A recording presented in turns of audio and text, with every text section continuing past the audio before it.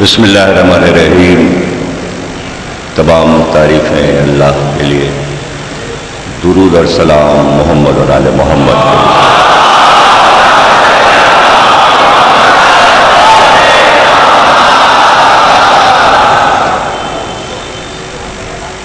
آپ کے شہر حیدرآباد میں پہلی مرتبہ آنے کا اتفاق ہوا ہے اور پہلی مجلس آپ حضرات سماعت فرما رہے ہیں۔ شوال کا مہینہ دو اہم تاریخوں سے منسوب ہے، ایک تو یوم جنت البقیع اور دوسرے شہادت صادق آل محمد حضرت امام علی۔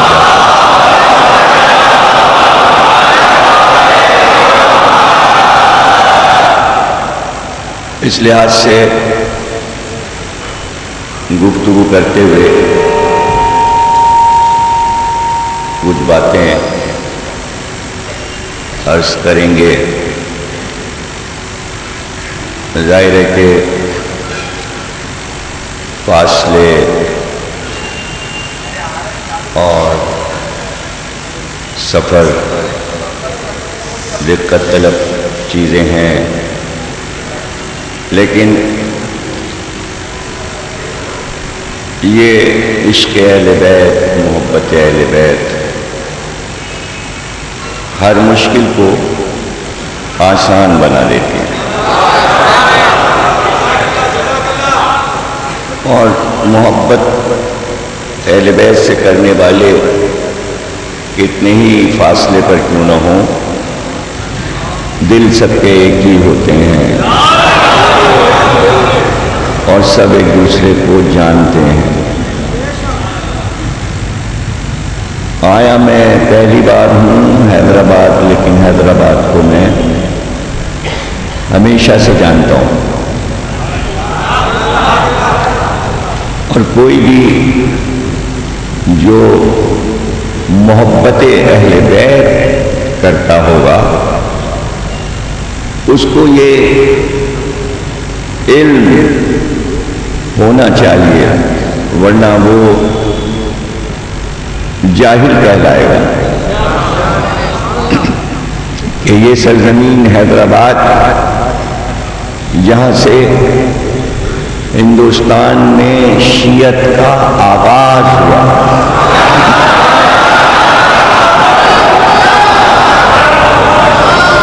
بس یوں سمجھ لیں کہ عزاداری کا آفتاب سرزمین، بلکہ سرزمین کیوں کہوں، عرش دکن سے طلوع ہوا۔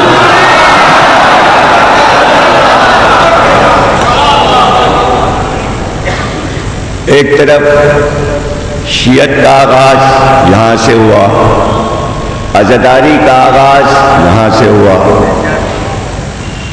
بلکہ آج پوری دنیا میں جو اردو بولی جا رہی ہے اس کا آغاز یہاں سے ہوا۔ آج پورے ورلڈ میں اردو تیسرے نمبر پر ہے، دین اس سرزمین کی ہے۔ تین چیزیں میں نے آپ کو بتا دیں جن کا آغاز یہاں سے ہوا۔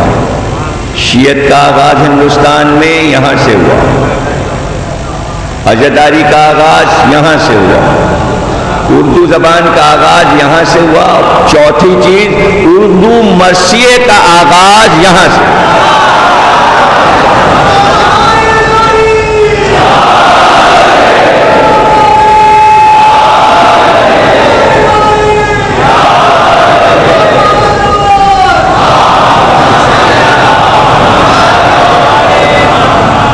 انہی چار موضوعات پر ہزاروں کتابیں لکھ دی گئی اور لکھی جا رہی ہیں، ریسرچ ہو رہی ہے۔ امریکہ، یورپ، ہندوستان، پاکستان، ہر ملک میں جہاں جہاں علمی محققین رہتے ہیں، اسکالرس رہتے ہیں، وہ اچھی طرح سے جانتے ہیں انہی چیزوں کے درمیان بتانے کی ضرورت نہیں ہے۔ جب عزاداری کہہ دیا تو اس کے معنی یہ ہے کہ ایک تہذیب، ایک تمدن، ایک کلچر، اس لیے کہ کچھ چیزیں دنیا کے انسان بناتے ہیں، کچھ دن وہ چلتی ہیں، ختم ہو جاتی ہیں، کچھ جلدی ختم ہو جاتی ہیں چیزیں، کچھ دیر میں ختم ہوتی ہیں، لیکن عزاداری یہ انسانوں کی بنائی ہوئی نہیں ہے۔ اگر ایسا ہوتا تو صدیوں میں اگر بند نہ ہوتی تو کمی ہو جاتی۔ کسی چیز کا ارتقاء یہ بتاتا ہے کہ یہ انسانوں کے ہاتھ میں نہیں ہے، اس کا انتظام کہیں اور سے ہوتا ہے، اس کا انتظام کہیں اور سے ہوتا ہے۔ اور یہ ایسے زمانے میں اور ایسے دور میں کچھ وعدے ہیں خالق کائنات اور وجہ خلقت کائنات کے درمیان میں، اور وہ وعدے ایسے ہیں کہ ہم محسوس کر سکتے ہیں، دیکھ سکتے ہیں، سمجھ سکتے ہیں۔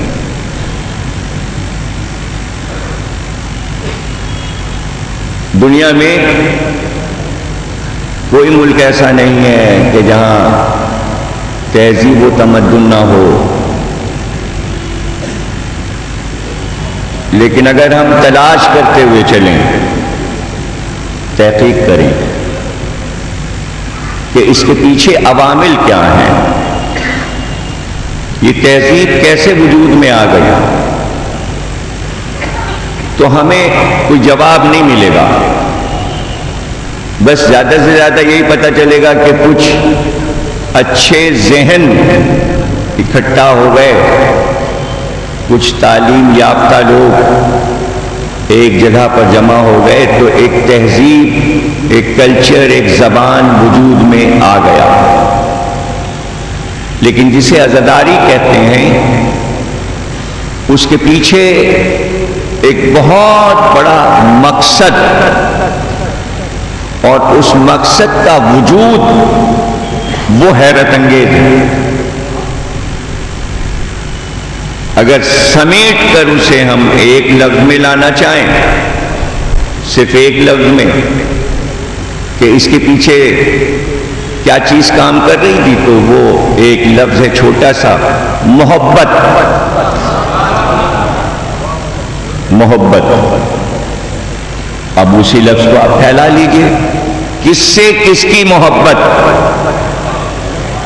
تو یہ تو پوری دنیا کا فیصلہ ہے کہ محبتوں کی قسمیں ہزاروں ہیں، لیکن کائنات میں سب سے بڑی عظیم محبت جس کو شکست نہیں دی جا سکتی وہ ماں کی محبت ہے، اور اس محبت کا مقابلہ دنیا میں کوئی کر ہی نہیں سکتا۔ یہ عجیب پاکیزہ محبت ہے۔ تو عزاداری کے پیچھے بھی ایک ماں کی محبت ہے بیٹے سے۔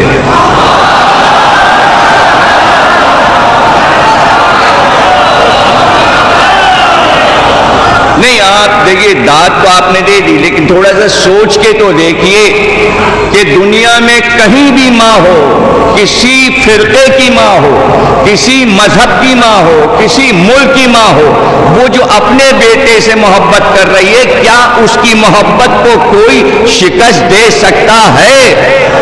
تو جب یہ طے ہے کہ ماں کی محبت جو بیٹے سے اسے شکست نہیں دیا جا سکتا، تو کیا میں کہوں کہ کائنات کی کتنی عظیم ماں سیدہ ہے جس نے حسین کی محبت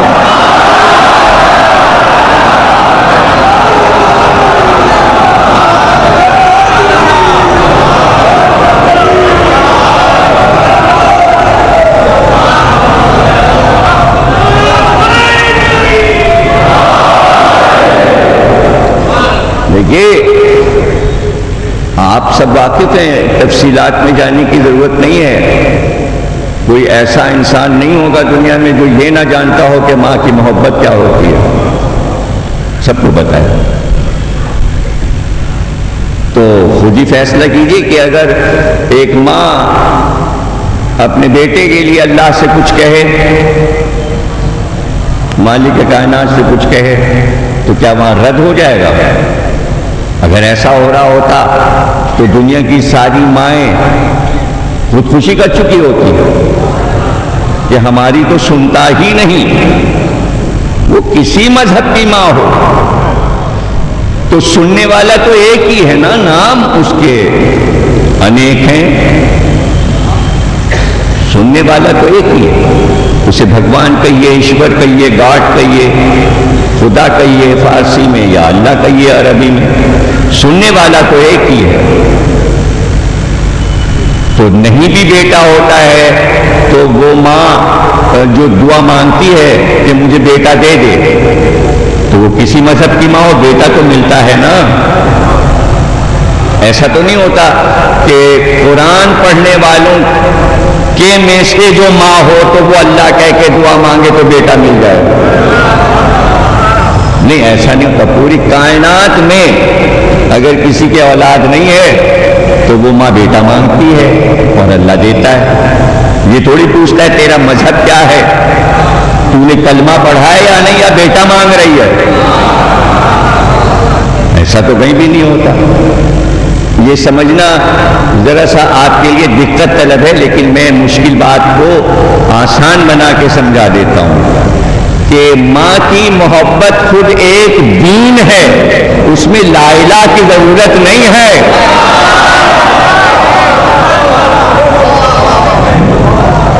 اچھا، آپ کے اپنے جو بیانات ہیں اسلامی، اس کی روح سے آپ کہتے ہیں ہر بچہ فطرت اسلام پہ پیدا ہوتا ہے، تو ابھی تو مذہب کا کوئی جھگڑا ہی نہیں ہے. ابھی تو بچے کی آمد میں اللہ صرف ماں کی محبت کو دیکھ رہا ہے. یا آپ نے کبھی ایسا کہیں سنا ہے کہ وہ جذبہ جو ماں کو عطا کیا جاتا ہے، جس کا نام ممتا ہے یا مامتا ہے، تو کیا وہ اللہ نے یہ جذبہ جو عطا کیا ہے وہ کلمے کی شرط پہ عطا کیا ہے، مسلمان ہونے پر کیا ہے؟ نہیں، یہ تو دے دیا. یہ تو ہر ماں کو جذبہ دے دیا نا. اور صرف انسان نہیں، جانوروں کو دے دیا، پرندوں کو دے دیا، حیوانات میں دے دیا، حشرات الارض میں دے دیا، ہر چیز میں عطا کر دیا. کوئی کائنات کی ایسی چیز نہیں ہے کہ جو ماں بن رہی ہو اور اس کے پاس ممتا نہ ہو. یہ عطا کیا ہوا اس کا قیمتی تحفہ ہے. اب یہ تو باتیں بعد میں ہو جائیں گی کہ یہ والا تحفہ ماں کو اللہ نے بغیر شرط کیوں عطا کیا. یہ بہت اوپر کی بات ہے اور یہ بحث بہت دور نکل جائے گی، لیکن جذبہ سب کے پاس ہے. اسی جذبے کے تحت اللہ نے طے کیا کہ جو آسمانی ہدایت ہوگی، انبیاء ہوں یا اولیاء یا اوتاد،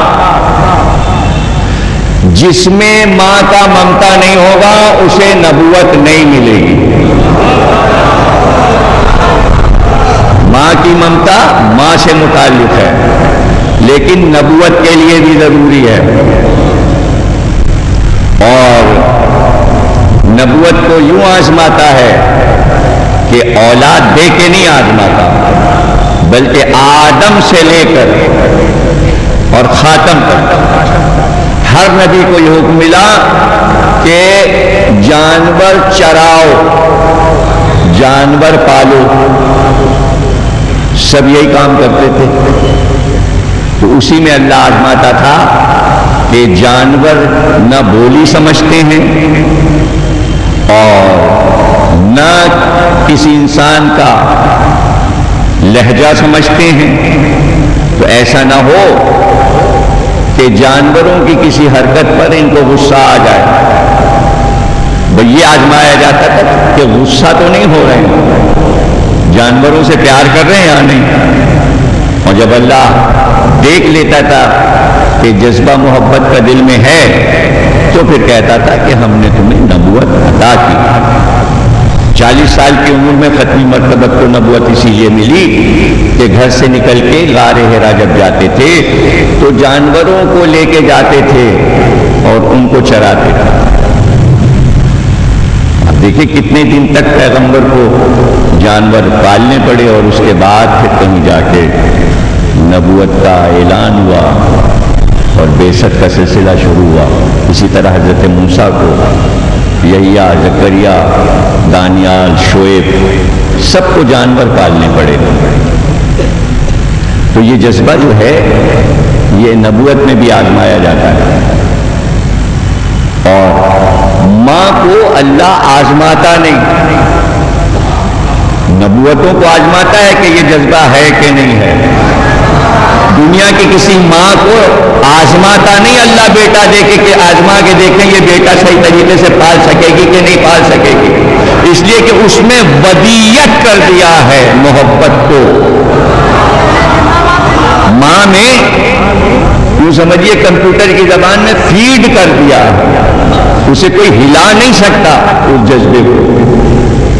اور وہ جذبہ ایسا ہے کہ بیٹا بڑا ہوتا چلا جائے اور اگر خدا نہ کرے کسی دوسری راہ پہ چلا جائے تو ماں اپنی محبت کا اظہار تو نہیں کرتی لیکن دل سے نکالتی نہیں.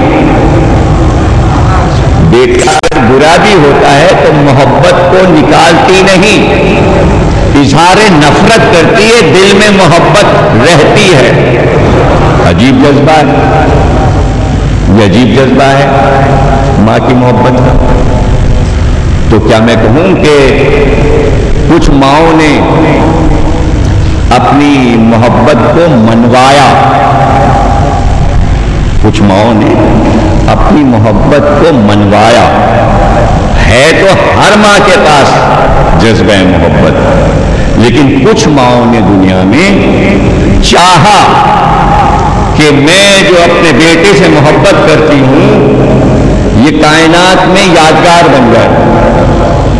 یا یوں سمجھ لیجیے کہ اللہ نے چاہا کہ کچھ ماؤں کی محبتوں کو یادگار بنا دے. تو اس میں حضرت موسیٰ کی والدہ بھی ہیں اور اس میں اللہ فرشتے کو بیچ میں نہیں ڈالتا بلکہ ڈائریکٹ کہتا ہے میں نے مادر موسیٰ سے بات کی. اور وہ محبت کی وہ منزل تھی کہ جہاں ہم نے مادر موسیٰ سے کہا کہ بچے کو صندوق میں ڈال کے نیل ندی میں بہا دو، تو حکم تو اللہ کا تھا، اپنی محبت کو اللہ نے آزمائی.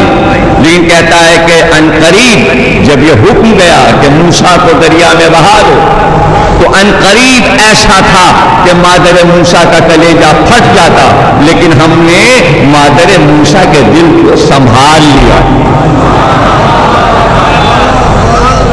اب اس کے پیچھے کیا راز ہے کہ بیٹے کو جدا بھی کیا جا رہا ہے، پھر اللہ یہ بھی اعلان کر رہا ہے ہم نے ماں کے دل کو سمجھا لیا، سنبھال لیا کہ کلیجہ پھٹ نہ جائے. ہم نے تسلی دی، ہم نے کہا ہم جلدی تمہیں بیٹے سے ملا دیں گے، جلدی ملا دیں گے. کچھ ایسے ہی حضرت مریم کا قصہ بھی ہے. تو جہاں جہاں آپ دیکھیں گے آپ کو رامائن میں بھی نظر آئے گا کہ مشکل منزل تھی جب رام جی جا رہے تھے بنواس کے لیے، تو وہ رخصت جو ماں سے ہے بیٹے کی وہ حیران کن ہے، اس لیے کہ ماں کو معلوم ہے کہ باپ جو بھیج رہا ہے بیٹے کو تو اصولوں پہ بھیج رہا ہے، تو ماں نے یہ نہیں کہا راجا دشرتھ سے جا کے کہ آپ کا اختیار ہے بیٹے کو روک لیجیے، اس لیے کہ ماں، ہر ماں یہ جانتی ہے جو عظیم ماں ہے کہ کس کی مرضی سے ہو رہا۔ ہاجرہ نے ابراہیم سے یہ بحث نہیں کی ہے کہ وہاں آپ جو ہمیں مکے میں لے جا کے بسا دیں گے، نہ پانی ہے، نہ انسان ہے، نہ مکان ہے، اور یہ بیٹا کیسے زندہ رہے گا۔ تو ہاجرہ نے کوئی شکوہ نہیں کیا حضرت ابراہیم سے، اس لیے کہ پتہ ہے مرضی کس کی ہے۔ تو دنیا کی ہر ماں جو مقصد کائنات جانتی ہے وہ اپنے رب سے شکوہ نہیں کرتی کہ میرے اور بیٹے کی محبت کے درمیان میں کیا گزر رہی ہے۔ بس اسی منزل پہ آپ کو لانا تھا کہ زہرا نے یہ اقرار کر لیا کہ مجھے تیری وجہ سے اپنے بیٹے کی قربانی منظور ہے، لیکن میں یہ چاہتی ہوں میری محبت کا جذبہ دب نہ جائے، یہ بتا دے میرے حسین کو روئے گا کون؟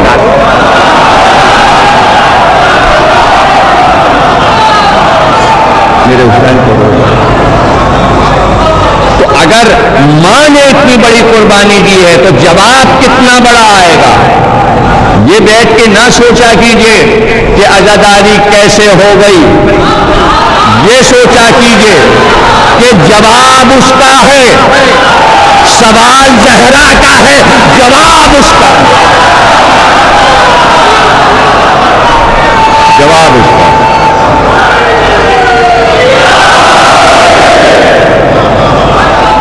تو میرے بھائی جب آپ یہ کہتے ہیں، علماء کرام یہاں تشریف فرما ہیں، مجھ سے بہتر جانتے ہیں، جب آپ آیت تطہیر کا ذکر کرتے ہیں، جب آپ قرآن کا ذکر کرتے ہیں، جب آپ وحی کا ذکر کرتے ہیں تو یہ جملہ کہتے ہیں امر الہی، تو اس میں بحث ہے ہر تفسیر قرآن میں، فقہ میں، اس میں کہ امر الہی چھوٹا سا نہیں ہے، اس کا ارادہ چھوٹا سا نہیں ہے، اس نے ارادہ کیا کہ کائنات بناؤں گا، اس نے ارادہ کیا عزاداری ہوگی۔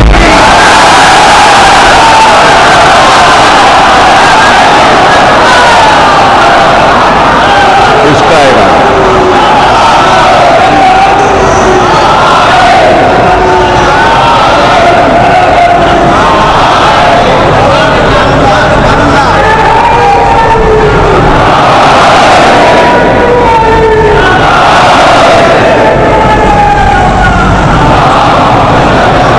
اس کا ارادہ ہے۔ اب آج سے یہ کہیے گا میرے جملے کے بعد، عزاداری تاریخ نہیں ہے، ارادہ الہی ہے۔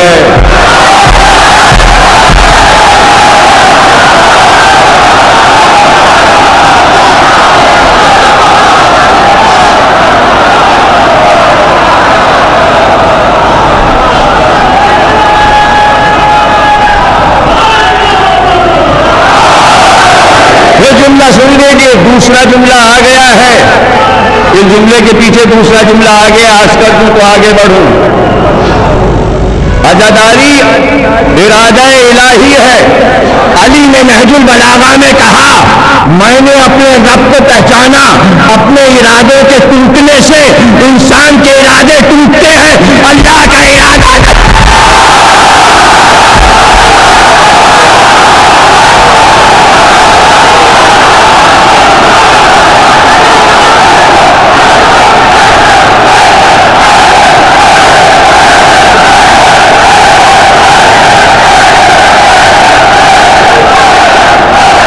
سلامت رہو، سلامت رہو، اللہ تمہیں سلامت رہو، خوش رکھے تمہیں، تمہارے گھر آباد رہیں، تمہاری دعائیں قبول۔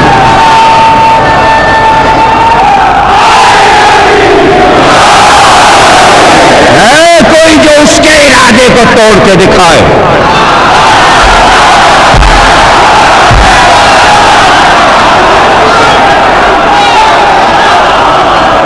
کوئی؟ ارادہ الہی ہے، امر الہی ہے، کائنات میں ہر کام امر الہی سے ہو رہا ہے۔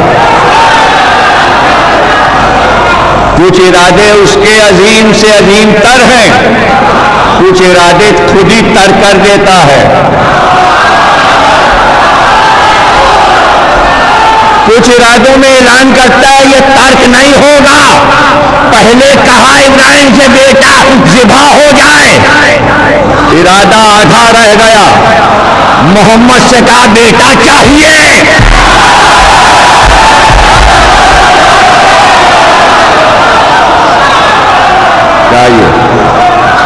وہاں قربانی روک دی، اپنے ہی ارادے کو روک دیا، یہاں ارادے کو طویل کر دیا۔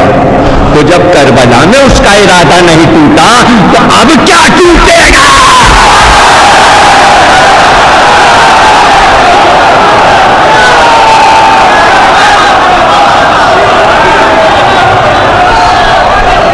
اب کیسے ٹوٹے گا؟ ہاں بس یہ ہے کہ انصاف پسند اہل علم اور ادب سے تعلق رکھنے والوں سے اکثر میں چھوٹے چھوٹے اور ادبی قسم کے سوال کر لیتا ہوں۔ کہتے ہیں کہ 1,24,000 پیغمبر آئے، ان کا حال پڑھا جاتا ہے، اللہ نے کہا کچھ کے نام ہم نے تمہیں بتا دیے اور بہتوں کے نام نہیں بتائے۔ جہاں کہا کہ بہتوں کے نام نہیں بتائے تو تاریخ کا خیال یہی ہے کہ دنیا میں جہاں کہیں بھی اچھے اچھے ہادی آئے وہ سب 1,24,000 میں شامل ہیں۔ ثبوت ملے یا نہ ملے، سب سے بڑا ثبوت یہ ہوتا ہے کہ آنے والا ایک کو منوائے،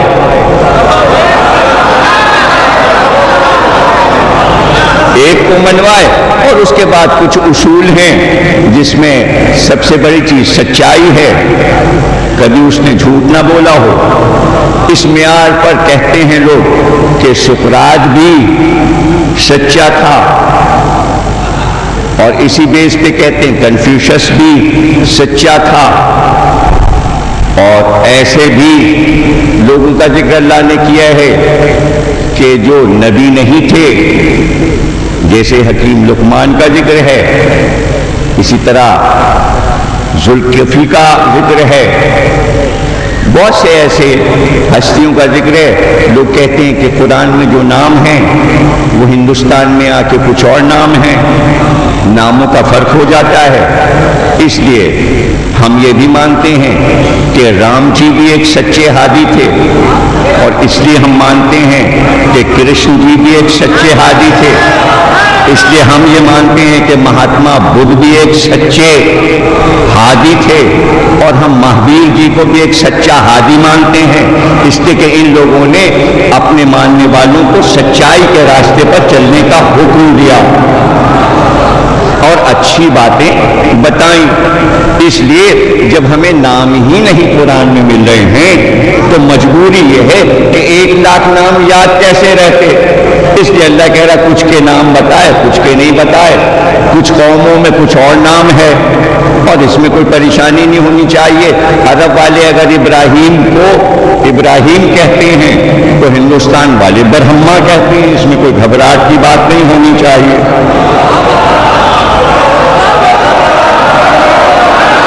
اگر عرب والے علی کو علی کہتے ہیں تو ہندوستان والے مہاب علی کہتے ہیں، اس میں کیا فرق ہے؟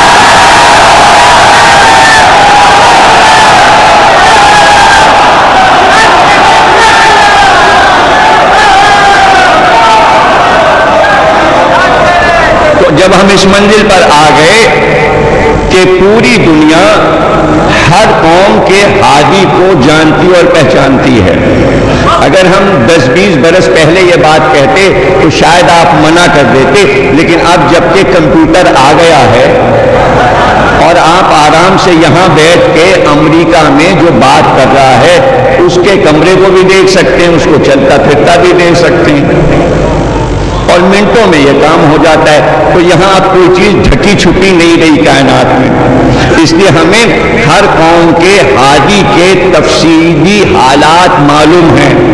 چاہے وہ انگلینڈ میں ہو، روم میں ہو، ترکی میں ہو، ایران میں ہو، عراق میں ہو، انڈونیشیا میں ہو، ملائیشیا میں ہو، ہندوستان میں ہو، پاکستان میں ہو، لنکا میں ہو، کہیں بھی ہے، ہر چیز کمپیوٹر پر ہے، صرف لفظ دینا ہے اور معلومات لے لینا ہے۔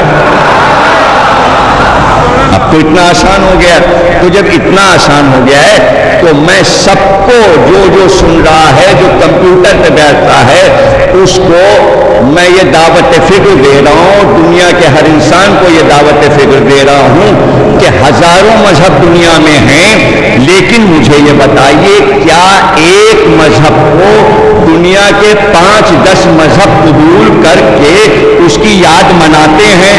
کیا حضرت موسیٰ کا واقعہ نہیں ہوا؟ کیا حضرت عیسیٰ کا واقعہ نہیں ہوا؟ تو ساری دنیا کرسمس کیوں نہیں منا رہی ہے؟ کیوں نہیں منا رہی ہے؟ یہ واحد ایک واقعہ کربلا ہے جس قوم تک پہنچا ہے۔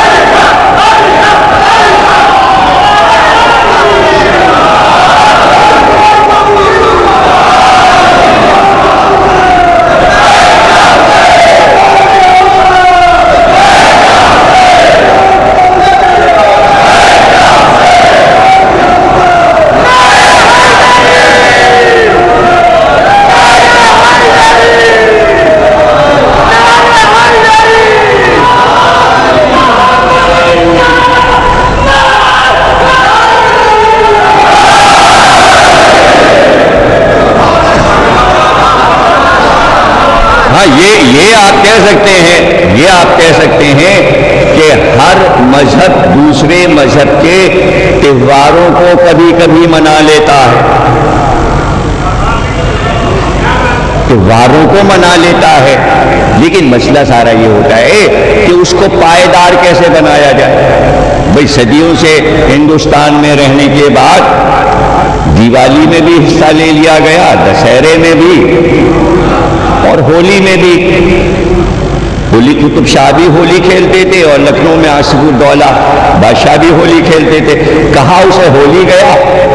نام اس کا نوروز ہے۔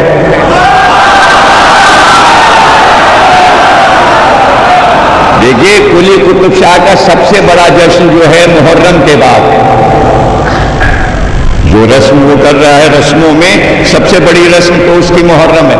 اس کے بعد جو بڑا جشن ہے وہ نوروز ہے۔ اودھ میں بھی آصف الدولہ شجاع الدولہ سے لے کے واجد علی شاہ تک خوشی کا سب سے بڑا جشن نوروز ہے۔ چلیے یہ تو آپ کہہ دیجئے کہ بھائی یہ دونوں سلطنتیں مولائی تھی، تو اکبر بادشاہ کیوں نوروز مناتا تھا؟ ہمایوں نے کیوں منایا؟ شاہجہاں نے کیوں منایا؟ اورنگزیب و بہادر شاہ ظفر تک کیوں ہوا؟ نہیں، نوروز کے پیچھے، اور یہ بھی دیکھیے یہ لفظ نو جو ہے یہ قلی قطب شاہ کی دین ہے۔ اردو زبان کو یہ لفظ اس نے دیا جہاں پہ نو لگ جائے، یہ سارے نو کے لفظ قلی قطب شاہ نے لگائے۔ نو بہار،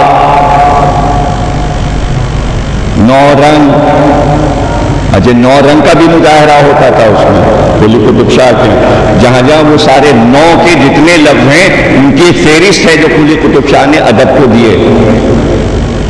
اب یہ نو میں کیا راج ہے؟ اس لیے کہ نو کے معنی نیا بھی ہے اور نو ایک گنتی بھی ہے، نو ایک گنتی بھی، نو کی گنتی جو ہے وہ دو ہستیوں کی ہے، ایک جناب سیدہ کا عدد ہے، دوسرے امام مہدی کا عدد ہے۔ تو قلی قطب شاہ کے سوانح نگاروں نے لکھا ہے اس لفظ کے پیچھے اس کی عقیدت تھی امام زمانہ سے۔ تو اب یہ تو کہیں کی کہیں گفتگو نکل جائے گی، بتانا صرف یہ ہے کہ آپ کسی ملک کے ماحول میں رہ کر، انگلینڈ میں اگر عرصے سے ہیں تو اگر آپ کے دوست عیسائی ہیں تو آپ کرسمس کے دن کسی چرچ میں چلے جائیں گے، لیکن ایک جو جذبہ ہے کسی یادگار کو قبول کرنے کا، اس کے پیچھے ایک راز ہے جو میں شروع میں بتا چکا، محبت اور ماں کی محبت، اور ماں کا کوئی مذہب طے نہیں ہے۔ میں کہہ چکا مامتا خود ایک مذہب ہے۔ تو جہاں جہاں واقعہ کربلا پہنچا، ہر ماں کو یہ پتا چلا کہ اس کے پیچھے ایک ماں تھی جس نے اپنے بیٹے کی قربانی دی ہے۔ تو ماں نے طے کیا کہ ہم اپنے بچے کو اس سے منسوب کر دیں، اس لیے کہ اس کے اوپر کوئی مذہب کا نام نہیں لکھا، اس لیے وہ ہندو مائیں بھی بچوں کو سلجھنا کے آگے۔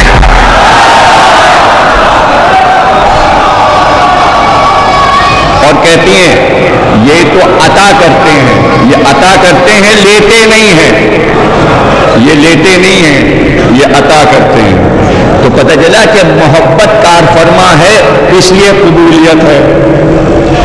تو یہاں انسان کا مزاج کائنات کے یہ ہے، جسے میں کئی طریقوں سے اپنی تقریروں میں کہہ چکا ہوں کہ کسی کے ہنسنے پر رک کر کوئی نہیں پوچھتا کہ کیوں ہنس رہے ہو، لیکن اگر کوئی کسی جگہ رونے لگے تو 10 قدم رک کر پوچھتے بھائی کیا پریشانی ہے۔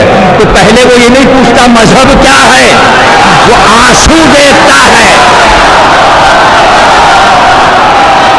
تو جب حسین کے جلوس کائنات میں نکلے تو لوگوں نے یہ نہیں پوچھا کہ یہ کیوں نکل رہا ہے، انہوں نے روتے دیکھا لوگوں کو تو پوچھا رو کیوں رہے ہو۔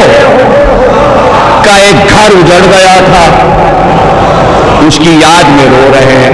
لو کہانی شروع ہو گئی کربلا کی، اسی کا نام عزاداری ہے۔ کون ہے جو بغیر محبت اور پیار کیے چلا جائے؟ یہ تو میں نے آپ کو ایک ادبی انداز سے تمہیدی طور پر ایک بات سمجھا دی۔ اگر آپ مذہبی اعتبار سے جاننا چاہتے ہیں تو اس کے بھی 8-10 رخ ہیں اور واضح کیے جا سکتے ہیں، لیکن ایک رخ آپ کو میں اس وقت پیش کرنا چاہ رہا ہوں، اس لیے کہ میں نے شروع میں کہہ دیا کہ جنت البقیع اور امام صادق، اور مجھے دونوں ذکر درکار ہیں اس وقت، اور دونوں ذکروں کو ملا کے تقریر کو ختم کر دینا ہے، جو میرے لیے مشکل کا باعث لگ رہا تھا لیکن اب آسان ہو گیا آپ کے حسن سماعت سے کہ آپ تمام باتوں کو سمجھ رہے ہیں۔ عزاداری کی بنیاد واقعہ کربلا سے پہلے جناب سیدہ نے رسول اللہ کے گھر میں رکھ دی۔ اس وقت دنیا کی تاریخ کو یہ علم نہیں تھا کہ اس عصمت قدا میں کیا معاملات طے پائے ہیں۔ جب واقعہ ہو گیا تو ساری چیزیں عام ہو گئیں کہ بھائی یہ ہوا تھا، یہ ہوا تھا، حدیثوں میں آ گیا، مورخین نے بیان کر دیا، محدثین نے بیان کر دیا، یہ ایک وعدہ تھا اور اللہ سے وعدہ تھا اور ایسا ہوا اور ایسا ہوا۔ لیکن واقعہ کربلا سے پہلے کوئی نہیں جانتا تھا کہ کیا کیا ہونے والا ہے، کوئی نہیں جانتا تھا، صرف خاص لوگ جانتے تھے کہ جنہیں ائمہ نے بتایا تھا ایسا واقعہ ہوگا، یہ سرزمین ہے، سرزمین بھی دکھا دی تھی، کربلا کا تعارف بھی ہو گیا تھا۔ عوام نہیں جانتے تھے، عوام کو نہیں پتا تھا۔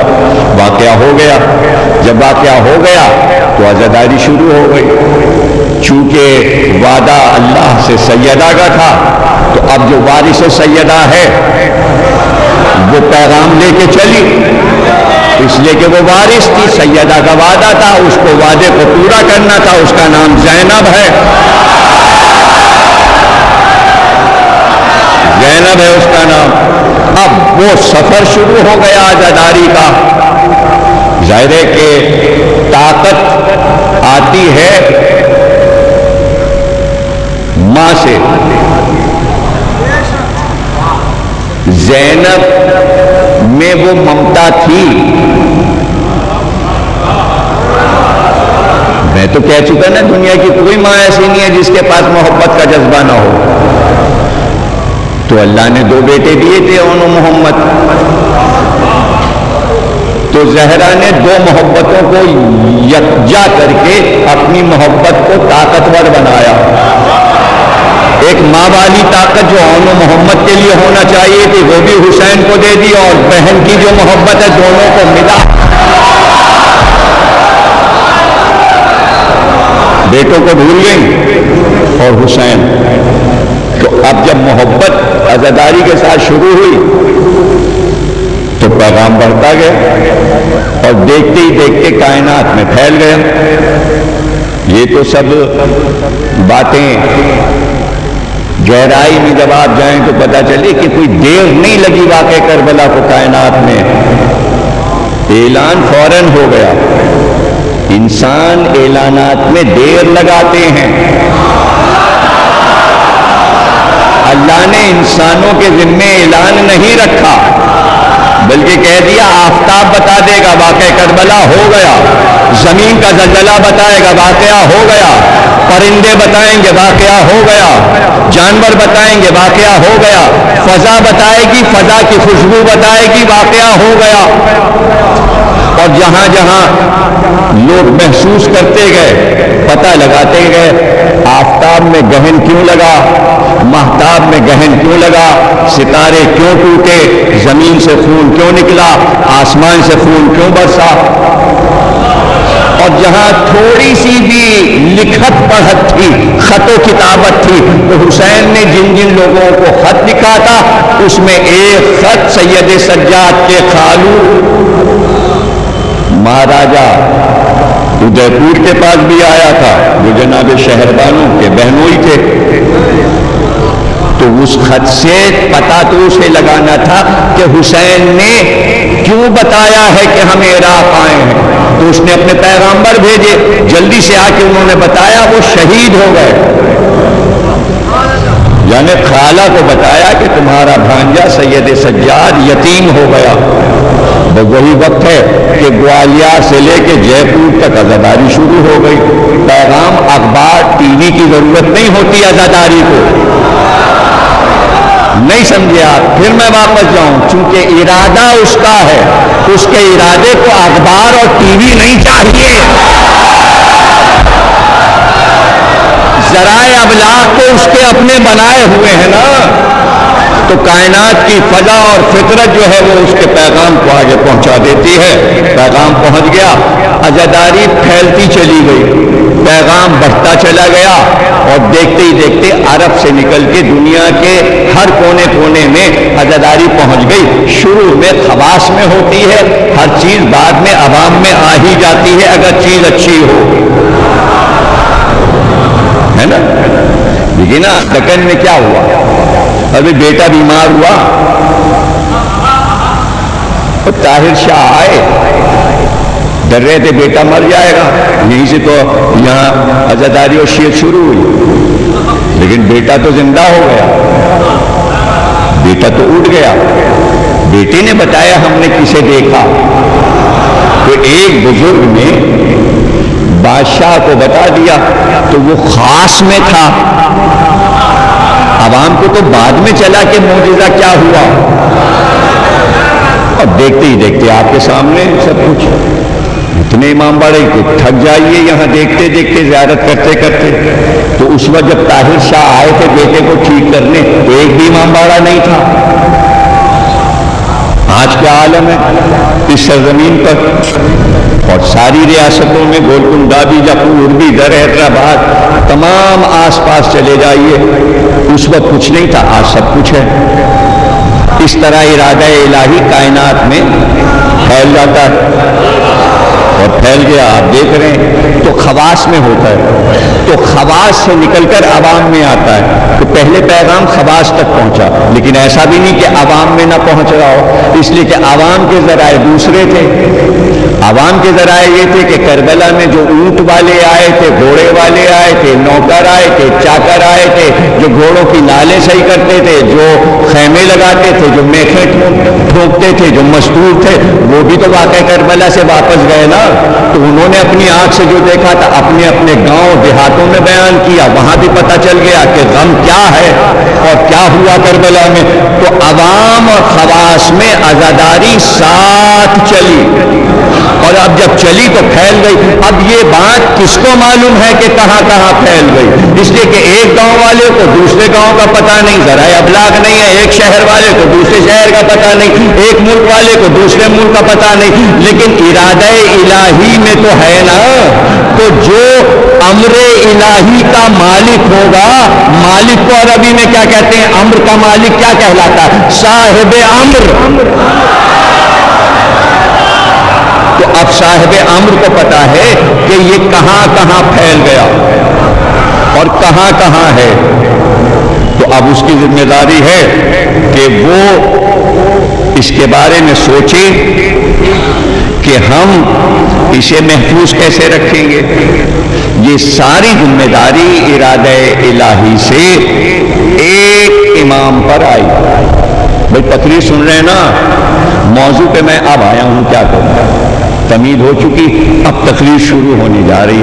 آپ کی مرضی ہے، سنیے اور نہ سنیے. سننا ہے؟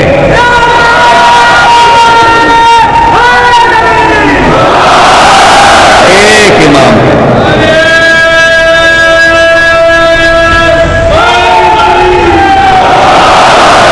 ایک امام پہ ساری ذمہ داری آئی. وہ وجہ بھی بتا دوں گا کہ ایک امام پہ کیوں آئی.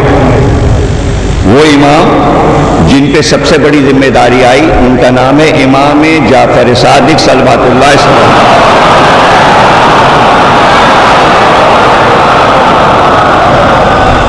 ان پہ یہ ساری ذمہ داری کیوں آئی؟ اس لیے کہ یہ امامت کا بیچو بیچ ہے.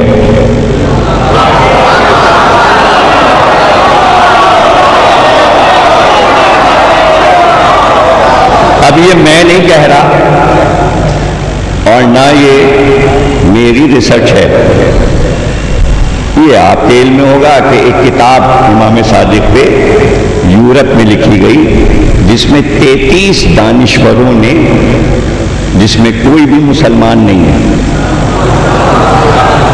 33 دانشوروں نے ایک ایک مقالہ امام پہ لکھا. اور وہ کتاب جرمنی میں لکھی گئی اور کانفرنس میں پورے یورپ اور امریکہ کی ہر یونیورسٹی سے ایک ایک پروفیسر بلایا گیا اور سبجیکٹ دے دیا گیا کہ آپ امام کا بچپن لکھیے، آپ امام کی جوانی لکھیے، آپ امام کے علوم پہ لکھیے، آپ اس پہ لکھیے، آپ اس پہ لکھیے، آپ اس پہ لکھیے. اور جب وہ مقالے کانفرنس میں پڑھے گئے تو انہیں کتابی شکل میں چھاپا گیا، فرینچ میں بھی، جرمن میں بھی، انگریزی میں بھی، پھر ایران میں اس کا فارسی ترجمہ ہوا، پھر آپ کے یہاں کلکتے میں اردو ترجمہ ہوا اور ہمارے یہاں پاکستان میں لاہور میں بھی اس کا اردو ترجمہ ہوا. اس کا نام ایران والوں نے کتاب کا نام رکھا مغز جہان شیعہ، شیعت کی دنیا کا سب سے بڑا دماغ. لاہور میں جو ترجمہ ہوا انہوں نے ترجمے میں اس کا نام رکھا سپرمین ان اسلام. اور کلکتے میں یہاں جو انڈیا میں ہوا اس میں ہے سائنسی انکشافات امام صادق کے بارے میں.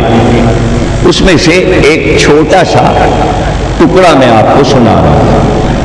ایک اسکالر کہتا ہے کہ امام صادق پر یہ ذمہ داری تھی کہ چونکہ امامت کا آدھا دور گزر چکا تھا جو ماضی تھا، علی سے 5ویں امام تک اور 6 سے مہدی تک ایک دور گزرنا تھا، لیکن مہدی کے بعد اس دور کو قیامت تک جانا تھا. تو امام نے مڑ کر پہلے پیچھے کا دور دیکھا کہ وہاں سے یہاں تک کیا ہو چکا، پھر امام نے آگے دیکھا کہ مہدی تک کیا کرنا ہے اور اس کے بعد تک کیا کرنا ہے. ماشاءاللہ ماشاءاللہ آپ نے اس کے جملے کی قدر کی، جو کہ مسلمان دانشور نہیں ہے. آپ نے اس کے جملے کی قدر کی. وہ کہتا ہے کہ دونوں کاندھوں پر ان کی ذمہ داری تھی اور سب سے اہم بات ان کے پیش نظر تھی. دیکھیں ہم تو اس کو یوں کہیں گے بھائی امامت تو معجزہ ہے، اللہ کی طرف سے ہے، اس میں سوچنا کیا اور فکر کیا کرنا، سب کو ارادہ الہی ہے، وہ تو ہم کہہ ہی چکے. وہ اسکالر دنیاوی نقطۂ نظر سے جیسے ایک دنیا کا انسان کوئی بڑا امر کرنے والا ہوتا ہے تو اس کے ارادوں کو ظاہر کرتا ہے، اس لیے کہ اس کو تو لکھنا ہے. وہ روحانی چیز نہیں مان رہا، وہ تو آپ مانتے ہیں، اس لیے گھبرانا جائیے گا. وہ کہتا ہے امام صادق نے پیچھے مڑ کر دیکھا کہ ہمارا ماضی کیا ہے، تو امام نے مڑ کر دیکھا کہ ماضی میں واقعہ کربلا ہے اور ہم یہاں تک واقعہ کربلا کو لے آئے ہیں اور اب اسی واقعے کو آگے جانا ہے اور امامت ایک جگہ پہ رک جائے گی، اس کے بعد کیا ہوگا. اب وہ کہہ رہا ہے کہ امام یہ سوچ رہے ہیں کہ جب تک ہم ہیں تو مجمع ہے. امام سے ملنے آتے ہیں، امام کی باتیں سننے آتے ہیں، ہم آگے چلتے ہیں، یہ پیچھے چلتے ہیں. امام کے معنی آگے چلنے والا، جس کے پیچھے مجمع چلتا ہو اسے امام کہتے ہیں. امام نے کہا مہدی جب پردے میں چلا جائے گا تو یہ مجمع کہاں جائے گا؟ 12ویں کے بعد امام ڈھونڈے گا، امام ہوگا نہیں، تو یہ مجمع بکھر جائے گا. تو عزاداری کا کیا ہوگا، غم حسین کا کیا ہوگا؟ تو وہ اسکالر کہتا ہے جعفر صادق نے ایک انسٹیٹیوشن عزاداری کا بنا کے دیا اور اس کی مرکزی چیز جو رکھی اس کا نام ہے علم.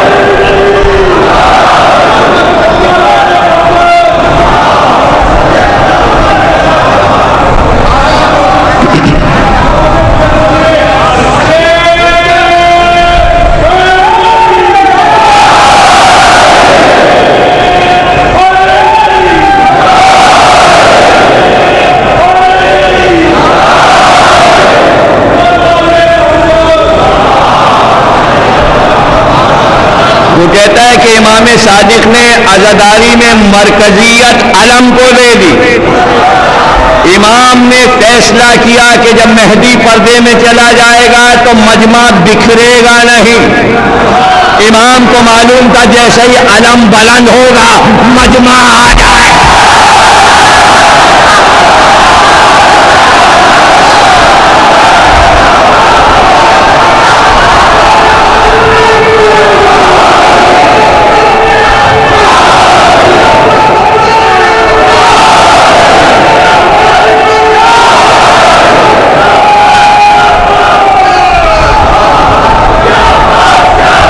بھائی دنیا کی ہر قوم کوئی نہ کوئی چیز کی یادگار منا رہی ہے، ہم علم کی یادگار منا رہے ہیں اس یقین کے ذات کہ محشر میں سب کچھ ہو یا نہ ہو علم ضرور ہو.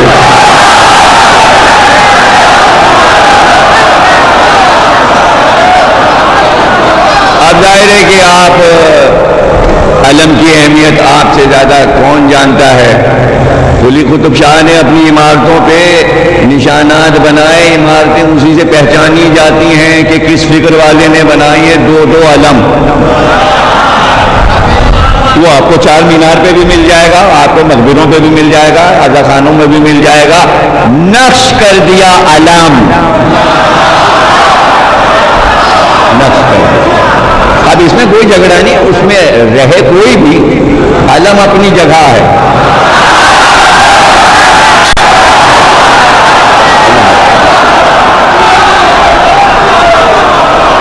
تو یہ ہے کیا، یہ علم کیا ہے؟ عین لام میم علم. اب مجھے تو نہیں، اب نئے بچے ہیں، پرانے جو حضرات ہوں گے تو لکھنؤ کے بہت بڑے علامہ نادرۃ الزمن خطیب اعظم ابن حسن النہروی صاحب قبلہ یہاں بھی آتے تھے پڑھنے. اب ظاہر ہے بچوں کو تو نہیں پتا ہوگا, وہ تو بعد میں پیدا ہوئے, لیکن کچھ بزرگوں نے انہیں سنا ہوگا.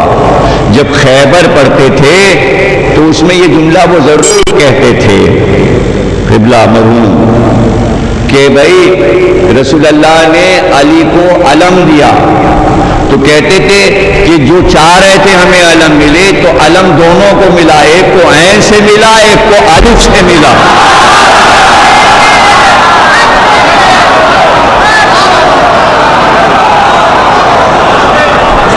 تو یہ علم جو ہے, جو آج عزاداری کو لیڈ کر رہا ہے, مرکزی حیثیت علم کی ہے.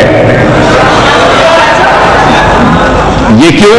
اس لیے کہ دنیا کی کوئی قوم ایسی نہیں گزری جس کے پاس اپنا پرچم نہ ہو.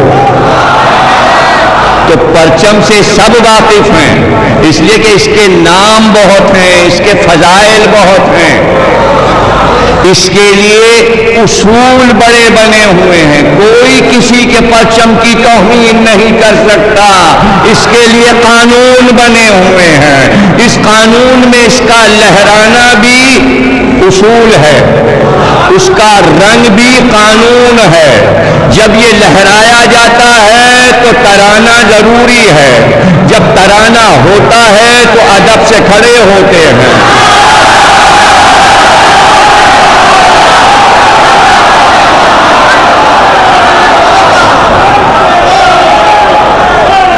رنگ نمائندگی کرتا ہے کہ بھائی یہ اوپر جو ہے لال, گیروا, نارنجی رنگ ہے, پھر یہ سفید ہے, اور پھر یہ سبز ہے.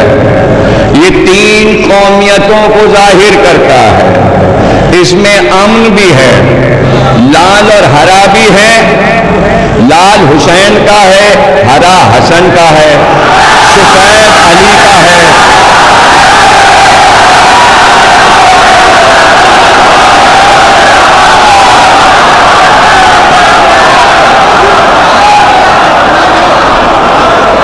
لال رنگ حسین کا ہے, سبز امام حسن کا ہے, سفید حضرت علی کا رنگ ہے, اور بیچ میں چرخا ہے. چرخا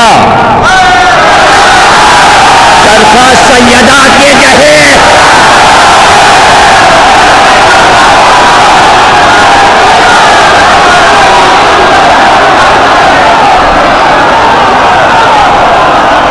اور جب لہراتا ہے 15 اگست کو یا 26 جنوری کو,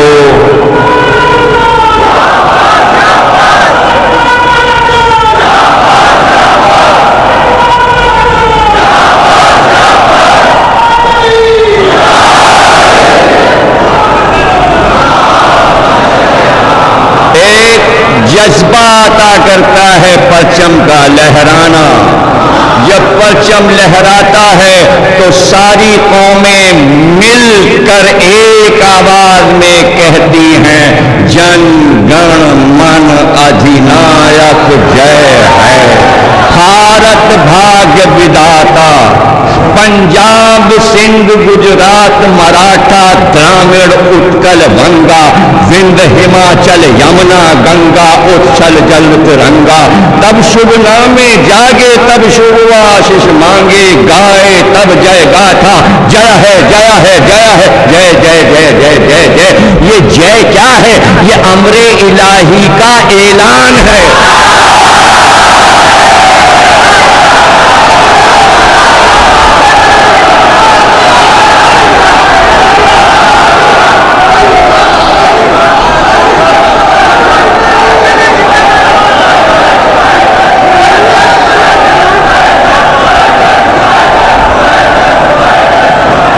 دیکھیے رابندر ناتھ ٹیگور نے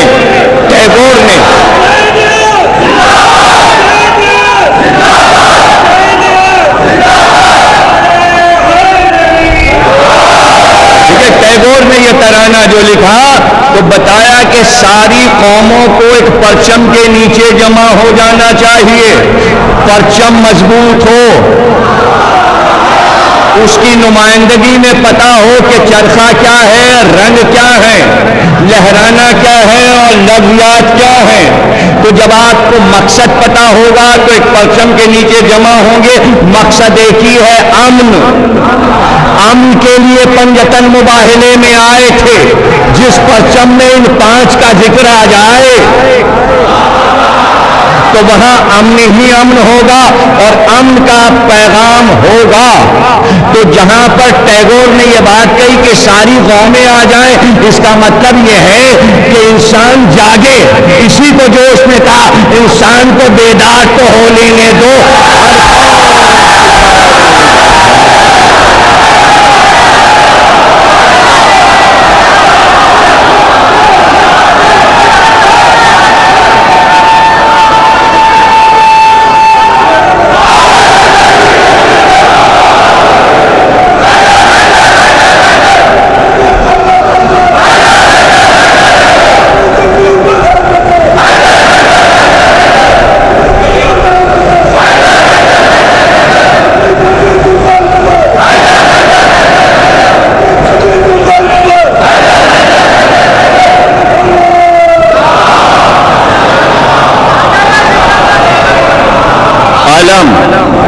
علم ہاں، اصول اور قانون ہیں. انہی قانونوں میں یہ ہے کہ ایک قوم جب آتی ہے تو جانے والی قوم کا پرچم ہٹا کر اپنا پرچم لگا دیتی ہے. ہاں، دہلی کے قلعے پر کبھی مغلوں کا پرچم لہراتا تھا. انگریز آئے تو اسے اتار کر اپنا پرچم لگا دیا. ہندوستان آزاد ہوا تو انگریزوں کا پرچم اتار کر کانگریس ترنگا اپنا جھنڈا لہرا دیا گیا. پتہ چلا جب قومیں فاتح ہوتی ہیں تو اپنا پرچم لگاتی ہیں.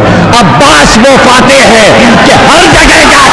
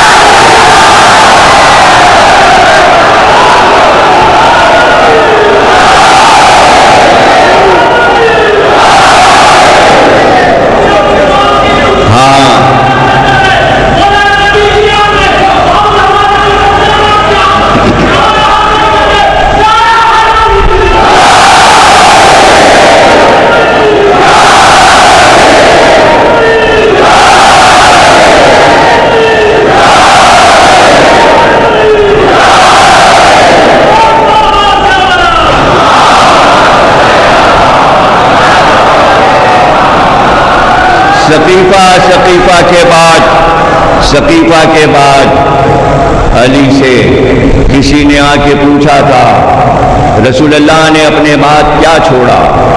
علی نے فرمایا 2 چیزیں چھوڑی، ایک کتاب اور ایک علم قائم. پوچھنے والے نے پوچھا کہ کتاب تو قرآن ہے، علم قائم کیا ہے؟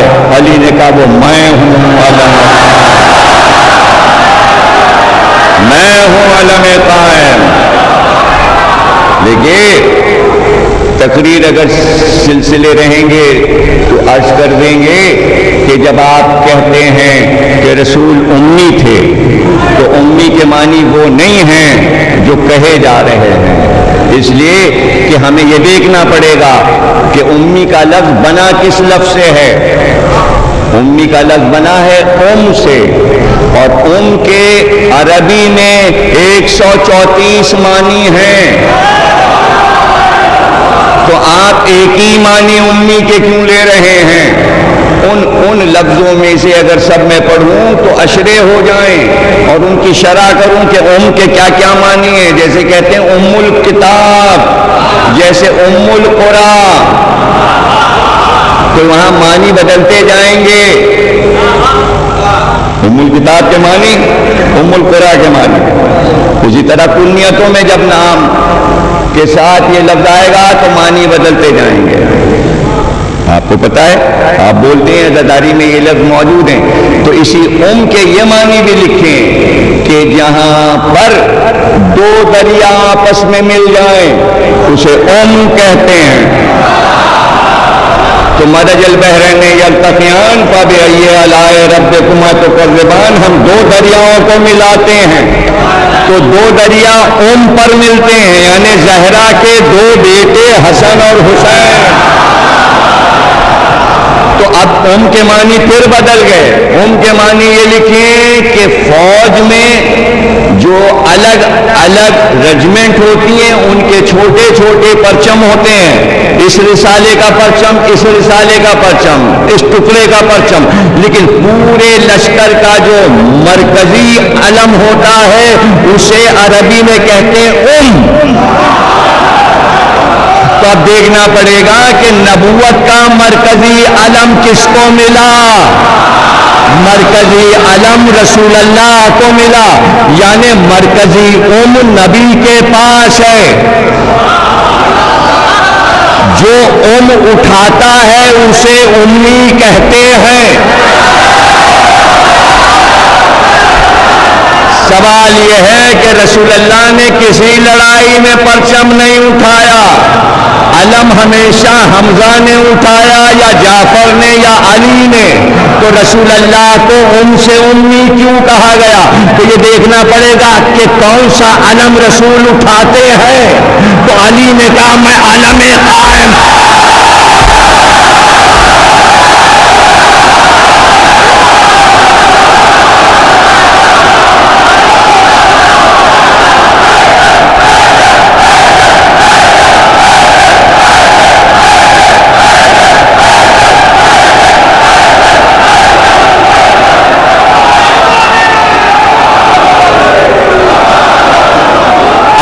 علم تھے. بھائی میں اپنی طرف سے نہیں پڑھ رہا ہوں.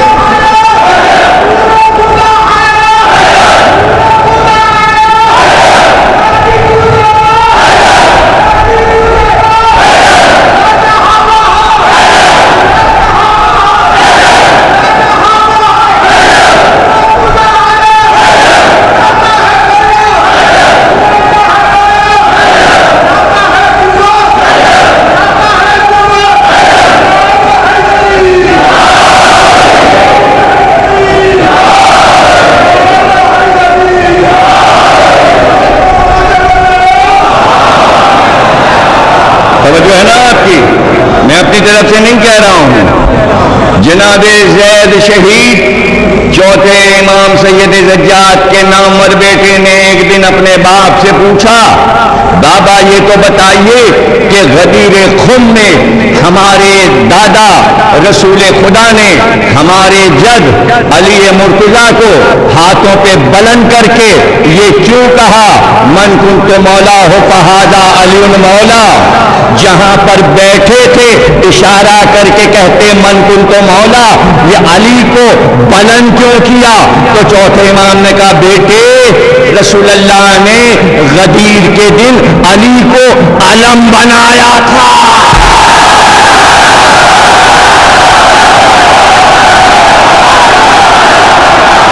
علم بنا.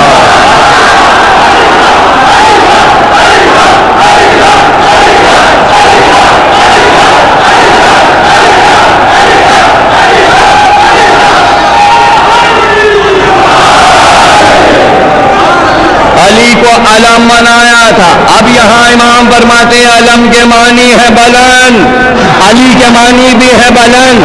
ہر بلندی علی کے لیے، نام ہو یا علم. تو پوچھا بیٹے نے کہ علم کیوں بنایا؟ بیٹے بات یہ ہے کہ علم میں یہ خاصیت ہے کہ جب وہ بلند ہوتا ہے تو اشارہ کرتا ہے کہ اگر راستہ بھٹک گئے ہو تو ادھر آ جاؤ.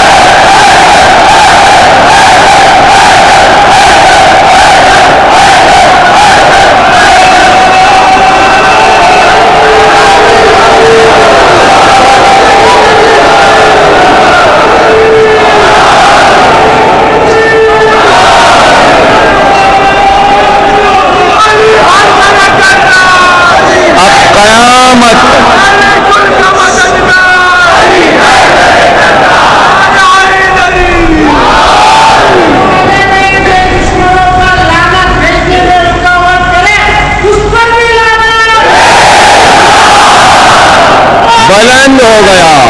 اب علم کا کام ہے. دیکھیے علم کا کام ہے. علم یہ نہیں کہہ رہا ہے کس مذہب کے ہو کس ملت کے ہو. علم کو ایک عجیب بات کہہ رہا ہے. کہتے ہیں کہ صحراؤں میں جب مسلمانوں کی آمد ہوئی سندھ کے ریگستانوں میں تو پانی نہیں ملتا تھا تو گاؤں کے رہنے والوں نے بڑے بڑے علم لگا کے پھریرے لگائے اور وہاں مٹکے میں پانی رکھ کے کھانے کا انتظام کیا. تنور لگایا کہ بھٹکے ہوئے قافلے اس کو دیکھ کر ادھر آئیں کہ یہاں پانی بھی ملے گا اور کھانا بھی ملے گا. علم پانی بھی دیتا ہے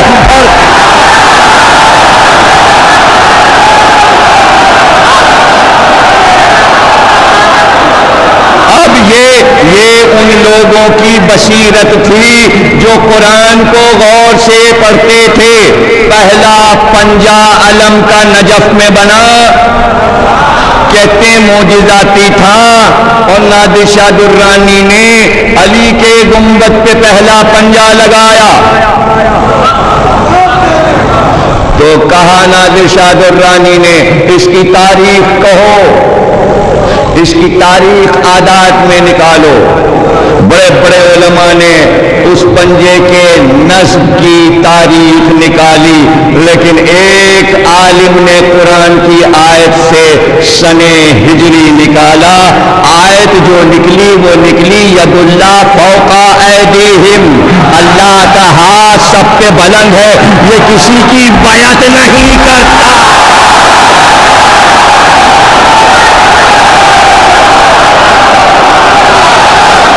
ید اللہ فوق ایدیہم. سب پہ بھاری ہے یہ ہاتھ, آلہ ہے یہ ہاتھ. یہی ہاتھ تو یہ اٹھا, دیکھیے یہ اٹھا. یہ ازل سے طے ہے. جب سے ہادی آیا ہے دنیا میں ہادی کو چھوڑ کے نہیں جاتا. موٹی کتابیں کون پڑھتا ہے؟ ایک اشارہ عمر میں دے کے جاتا ہے, اپنے ہاتھ کا اشارہ. بھائی یہ بتانے کی ضرورت ہے مہاتما بدھ کا ہاتھ یوں ہے, گاندھی کا ہاتھ, گاندھی جی کا ہاتھ یوں ہے. ہر قوم کو دیکھتے جاؤ, خمینی صاحب کا ہاتھ یوں ہے. اس اشارے میں سب کچھ ہوتا ہے. سارا اشارہ ہوتا ہے. تو ہر لیڈر جب تقریر کرتا ہے تو اس ہاتھ سے کام لیتا ہے, وہی سمبل بنتا ہے. جب پنڈت جواہر لال نہرو تقریر کرتے تھے تو ہاتھ کے اشارے سے سمجھاتے تھے, اس لیے کہ کچھ باتیں منہ سے سمجھائی جاتی ہیں, کچھ ہاتھ سے سمجھایا. اب دنیا کہتی ہے صحیح بخاری میں نہیں لکھا کہ ابو طالب نے کلمہ نہیں پڑھا. لوگ ابو طالب کے علوم ہی نہیں جانتے تھے. جب محمد نے کہا چچا کلمہ پڑھ لیجئے تو زبان سے نہیں پڑھا بلکہ ہاتھ اٹھایا اور ہاتھ سے کلمہ بناتے چلے گئے. ابو طالب کلمہ ہاتھ میں چھوڑ گئے تاکہ تقیے میں کلمہ رہ جائے. اسی ہاتھ سے لا بھی بنتا ہے, اللہ بھی بنتا ہے, اللہ بھی بنتا ہے. اسی ہاتھ میں سب کچھ ہے اور اسی میں پنجتن بھی ہیں. آدم کے ہاتھ میں پنجتن کا نور اترا تھا.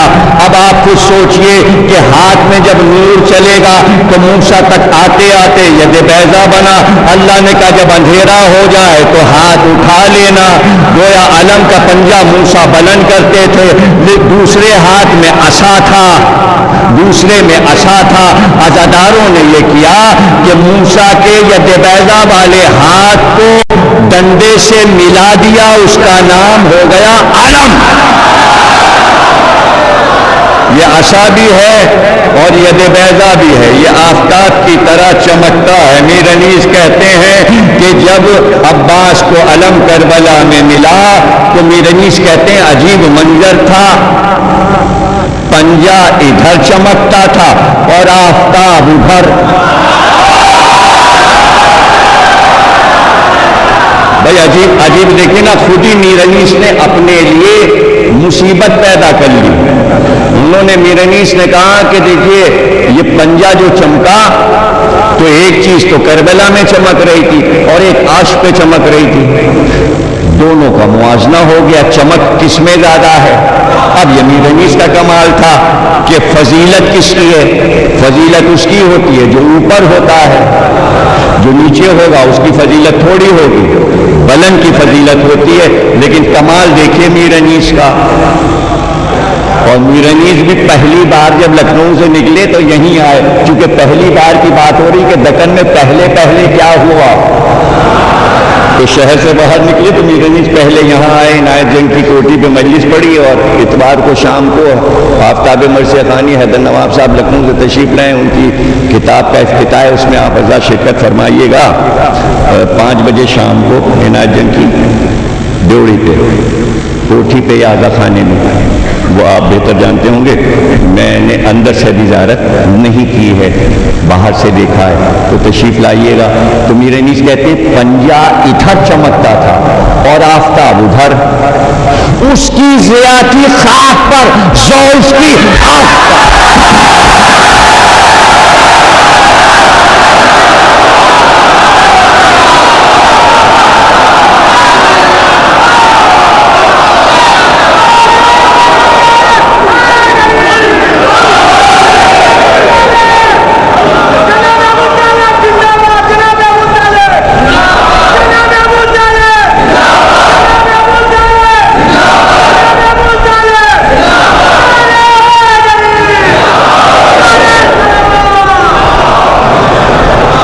پنجہ ادھر چمکتا تھا اور آفتاب ادھر. اس کی ریاتی خاک پر جو اس کی عرش پر ذرے زی علم پہ ٹھہرتی نہ تھی نظر. دولہا کا رخ تھا سونے کے صحرے میں جلوہ گر تھے. دو طرف جو دو علم اس ارتفاع کے الجھے ہوئے تھے تار خطوط شعاع کے. اور جو فوج جو علم کو لے کے چل رہی, اللہ نے دل ان کے وفا سے بنائے تھے اور جس میں پاک خاک شفا سے بنائے تھے, دستے کرم جود و عطا سے بنائے تھے. اور لکھ گیا تھا یہ ازل سے سرنوشت میں پہنچیں گے یہ حسین سے پہلے گئے. یہ فوج ہے اور وہ علم ہے, اور علم سمبل ہے, سمبل یعنی پنجہ کچھ بتا رہا ہے. کیا بتا رہا ہے؟ آیت نے بتایا ید اللہ فوق ایدیہم. مومن خاں مومن غالب کے ہم اصل شاعر ہیں, مذہباً اہل حدیث تھے, اہل حدیث تھے, لیکن عجیب ربائی کہہ گئے. اور اس پہ غور کر لیجئے آپ. دیکھیے قرآن میں ایک طرف تو یہ آیت ہے کہ اللہ کا ہاتھ سب کے اوپر ہے, وہ کسی کی بیعت نہیں کرتا, اور ایک اور جگہ ہاتھ کا ذکر ہے ایک اور آیت میں تبت یدا ابی لہب و تب, اس کے ہاتھ ٹوٹ جائیں. ایک طرف ہاتھ بلند ہو رہا ہے, ایک طرف ہاتھ ٹوٹ رہا ہے. دونوں کو مومن خواہ مومن نے جمع کیا اور کہتے ہیں کہ مردک نے شہنشاہ سے بیعت چاہی. مردک نے شہنشاہ سے بیعت چاہی، گمراہ نے کس راہ سے بیعت چاہی؟ گمراہ نے کس راہ سے بیعت چاہی؟ مصداق ہوا مانی تبت کا یزید، فرزند ید اللہ سے بیعت چاہی۔ دونوں آیتوں کو جمع کر لیا، ید اللہ فوق ایدیہم، تو مومن خواہ مومن کی ربائی، یعنی عزاداری لفظوں میں پھیلتی چلی جا رہی ہے۔ اب تو سمجھو کہ امام صادق کی امامت کیا تھی، علم کیوں قوم کو عطا کر گئے۔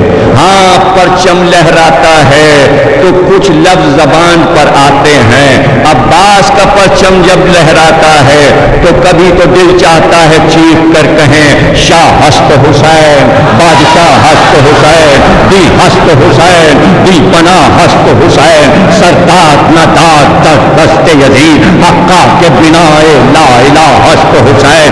اور کبھی دل چاہتا ہے اب تک ہے زبانوں پہ علمدار علمدار، اور پھر لوہے گونجنے لگتے ہیں، عباس کا نام آنے لگتا ہے۔ اب آپ سمجھ گئے ہوں گے کہ بچوں کو علم کیوں پہچنوایا جاتا ہے، اس لیے کہ عزاداری کا سمبل ہے۔ اب اس اسکالر پر واپس آ رہے ہیں، اس نے یہ کہا کہ لیڈ کرنے کے لیے علم دے دیا، لیکن امام یہ سوچ رہے تھے کہ یہ جمع ہو کے نشست کیسے کریں گے، اس لیے کہ جب تک ہم ہیں تب تک یہ آ کے فرش پہ بیٹھیں گے، جب تک مہدی غیب میں نہیں جائے گا یہ فرش پہ بیٹھیں گے۔ ایسی چیز دے دو کہ کوئی بلائے یا نہ بلائے ہزاروں ایک فرش پہ جمع ہو جائیں، اس کا نام امام نے رکھا فرش اعظم۔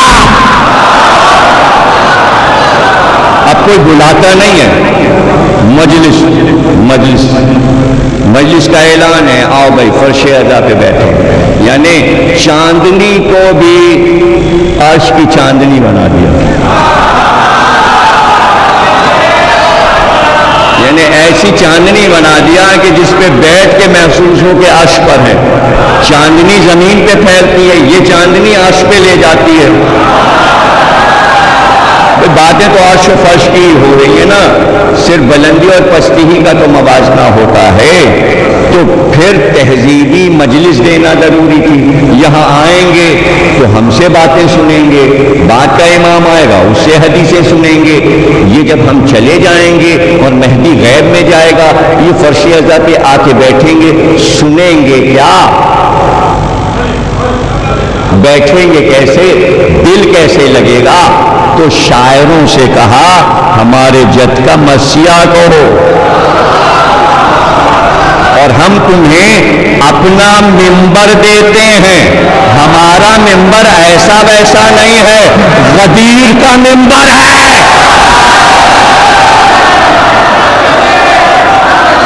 اب تو بھائی بہت ذاکر گھبرایا، دیکھیے مرثیہ تو اس نے لکھ لیا، وہ تو شاعر ہے، فرزدق کے لیے کیا مشکل ہے قصیدہ کہنا، دیبل کے لیے کیا مشکل ہے مرثیہ لکھنا، ہارون کے لیے کیا مشکل ہے مرثیہ لکھنا، ہمیری کے لیے کیا مشکل ہے مرثیہ لکھنا، کمیت اسدی کے لیے کیا مشکل ہے مرثیہ لکھنا، لیکن وہ تو کہہ رہے ہیں کہ بلند ہو کے پڑھو، جیسے علی بلند علم بلند ویسے ہی ان کا ممبر بلند، زینے بتا رہے ہیں کہ بلندی کی طرف معاملہ جا رہا ہے، بلندی کی طرف گفتگو ہو رہی ہے۔ تو عزاداری میں تین اہم چیزیں، علم، ممبر اور ذکر علی، اور ہر ایک کے معنی بلند بلند، تو جب علی کے معنی ہی بلند ہے تو آپ گھٹا کیسے رہے بھائی؟ بلندی تو دیکھیے پستی کی طرف جا ہی نہیں سکتی، مزید وہ تو بلند ہوتی جاتی ہے، یہ تو آپ کے نگاہوں کا ظرف ہے کہ آپ کہاں پر دیکھ رہے ہیں۔ تو امام نے کہا کہ بلندی ہم تمہیں ذکر کی وجہ سے عطا کریں گے، تم کسی بھی سیڑھی پہ چڑھتے چلے جاؤ ہم بلندی دے دیں گے۔ تو بلندی یہ نہیں ہے کہ سیڑھیاں طے کر لی تو بلندی ہے، امام نے کہا ایسی بلندی دیں گے تمہارے تصور میں نہیں ہوگا، تمہارے تصور میں نہیں ہوگا۔ اسماعیل حمیری آئے اور امام کی مجلس تھی، امام صادق کی، فرمایا مرثیہ لے آئے، کہہ کے مرثیہ لے آئے، کہا مولا مرثیہ لے آیا۔ اب یہ بھی آپ کو بتا دیں اسماعیل حمیری بھی عرب کے عجیب شاعر ہیں، اور اس کو میر انیس نے اپنے یہاں جمع کیا ہے اس مسئلے کو، عربی شاعری کو۔ اور کیوں کر بیاں ہو شوکت و شان پیمبری، عاجز ہے یا فرزدق و حسان و حمیری، دوڑے تو میت خامہ تو کھائے سکندری، طاقت یہ کس میں ہے جو لکھے زور حیدری، قرآن میں جن کا وصف مقرر خدا کرے، کس کی زبان سے پھر بشروں کی ثنا کرے۔ یہ میر انیس ہیں۔ تو حمیری جو ہیں وہ اتنے بڑے شاعر ہیں کہ پہلے درباری شاعر تھے، ناراض ہو گئے دربار سے، باہر نکل آئے، حالانکہ بادشاہ نے سونے کی تلوار سونے کی سپردی کی، تو جو کچھ انہیں وہاں سے ملا تھا خزانہ، وہ انہوں نے یہ کہا کہ سب میں اس کو دے دوں گا جو مجھ کو یہ بتائے کہ میں نے جتنی شاعری کی ہے اس میں کوئی فضیلت علی کی رہ گئی ہے شعر میں آنے سے، وہ فضیلت مجھے بتا دے جو میں نے نظم نہ کی ہو، تو میں ساری دولت اس کو دے دوں گا۔ حمیری کی 4 بیٹیاں تھیں، حمیری کی 4 بیٹیاں تھیں، 20,000 شعر حمیری کے ایک بیٹی کو یاد تھے، 20,000 دوسری کو، 20,000 تیسری کو، 20,000 چوتھی کو۔ پہلی کو جو شعر یاد تھے وہ دوسری کو نہیں پتا تھے، جو دوسری کو یاد تھے وہ پہلی اور تیسری کو نہیں معلوم تھے، اور تیسری کو جو شعر یاد تھے وہ دوسری اور پہلی کو نہیں معلوم تھے، اور چوتھی کو جو شعر 20,000 یاد تھے وہ تیسری اور دوسری اور پہلی کو نہیں یاد تھے، یعنی سب کو الگ الگ 80,000 شعر یاد تھے حمیری کے، اور یہ سارے 80,000 شعر علی کی کسی نہ کسی مدح سے متعلق تھے، اور پورے عرب کو شعر یاد تھے۔ انہوں نے کہا مجھے بتاؤ کہ میں نے کوئی فضیلت علی کی چھوڑ دی ہو، تو ایک آ گیا اور اس نے آگے کہا ایک فضیلت میں نے آپ کی شاعری میں نہیں دیکھی۔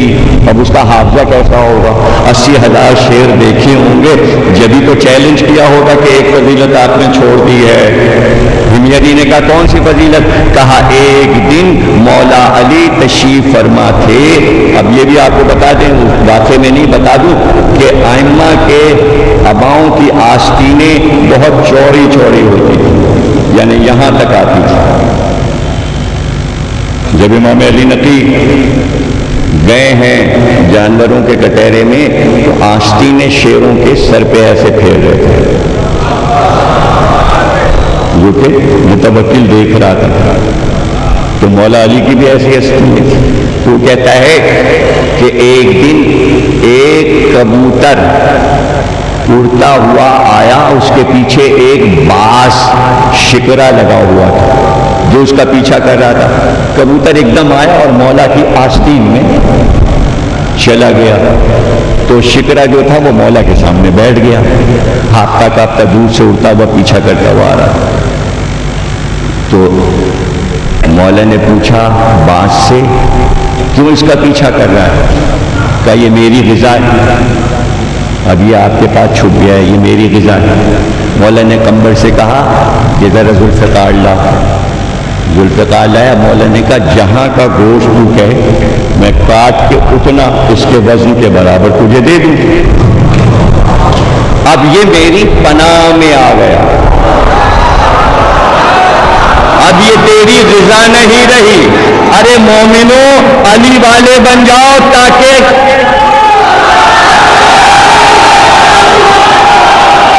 محفوظ تو رہو، محفوظ تو رہو۔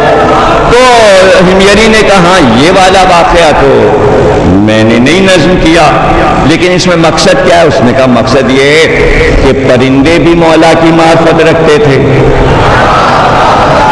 آپ یہ نظم کر دیجئے۔ ہمیری نے اس واقعے پہ شعر کہا اور کہا یہ ساری دولت تیری ہو گئی۔ تو بھائی شاعر تو دوسروں سے لیتا ہے، علی کے جو شاعر ہوتے ہیں وہ علی کے نام پہ لٹاتے ہیں۔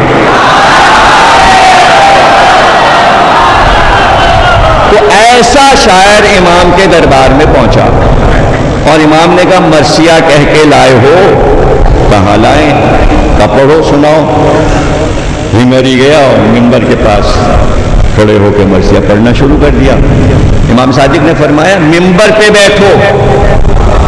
کہا مولا یہ کیسے ہو سکتا ہے کہ نیچے معصوم بیٹھے اور میں اوپر؟ کا ذکر حسین کی یہ فضیلت ہے کہ معصوم نیچے بیٹھے، ذاکر اوپر بیٹھے۔ میں عزم دیتا ہوں۔ اب آپ وہاں پہ آ جائیے، علم بلند، علی کا نام بلند، منبر بلند، ذاکر بھی بلند ہے۔ ذاکر کے بلندی کی دلیل یہ ہے معصومین فرش اعضا پر ہوں اور ذاکر منبر پہ ہو۔ اور اگر آپ ذاکر کا ہی احترام نہ کریں تو ذاکر کی ذات کا احترام نہیں ہو رہا، اس ذکر کا احترام ہو رہا ہے۔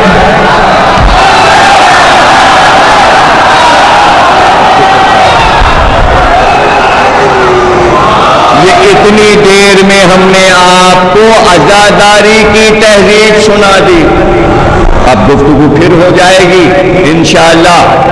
اور اس نے مرثیہ پڑھنا شروع کیا اور امام نے گریہ شروع کیا۔ یعنی امام نے یہ بھی سکھایا کہ گریہ کا طریقہ کیا ہے۔ گریہ بڑھتا ہے شبی دیکھنے کے بعد، یہ فلسفہ بھی امام کو سمجھانا ہے۔ پڑھتے پڑھتے ہمیری نے حضرت علی اصغر کی شہادت شروع کر دی۔ راوی کہتا ہے اس طرح امام صادق زمین پہ لوٹنے لگے۔ راوی کہتا ہے پہلے ہم نے دیکھا کہ مرثیہ خوانی میں امام جھکتے چلے گئے، ایسے لگ رہا تھا زمین کی طرف جھکتے جا رہے ہیں۔ پھر ہم نے دیکھا کہ مچھلی کی طرح تڑپنے لگے۔ اب اس کے مرثیے کا شور بڑھتا جاتا ہے اور وہ شہادت کے قریب پہنچ رہا تھا، ہرملا کا حال پڑھنا چاہ رہا تھا کہ ایک بار جو پردہ نشینوں کے لیے قناتیں لگی تھیں اس کے پیچھے سے رونے کا غل اٹھا۔ اس نے مرثیے کو روکا۔ امام نے کہا کیا بات ہے؟ کہ عصمت سرا سے آوازیں بلند ہوئی ہیں، کہ انہیں رونے دو، تم مرثیہ پڑھو۔ اس نے پھر مرثیہ شروع کیا، امام پر پھر غشی طاری ہوئی۔ راوی کہتا ہے ایسا لگتا تھا کہ انتقال فرما جائیں گے۔ ایسے میں راوی کہتا ہے میں نے دیکھا کہ علی اصغر کا حال سن کے تڑپ رہے تھے۔ پردہ ہٹا اور ایک کنیز سیاہ چادر میں ایک چھوٹے سے بچے کو جو امام کا سب سے چھوٹا بیٹا تھا گود میں لے کر آئی اور امام صادق کے گود میں بچے کو ڈال دیا۔ جیسے ہی بچے کو دیکھا ایک بار امام کا گریہ کم ہوا اور بچے کو سنبھالا اور ایک بار بچے کو اٹھایا۔ کہا اسماعیل ہمیری یہ بتا دے میرے بچے کو پانی بھی ملا ہے، میرے بچے کو کھانا بھی ملا ہے، مگر دنیا والوں سے پوچھو کہ رباب کا لال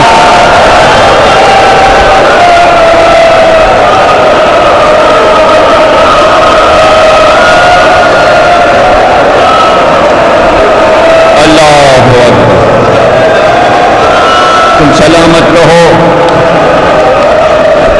تمہارے گھر آباد رہے، صدیوں کی عزاداری وراثت میں لیے بیٹھے ہو، تمہارے پاس سب سے زیادہ خزانہ ہے، علمی ادبی خزانہ سب تمہارے پاس ہے، مالا مال کیا ہے آل محمد نے اپنی محبت سے تم کو۔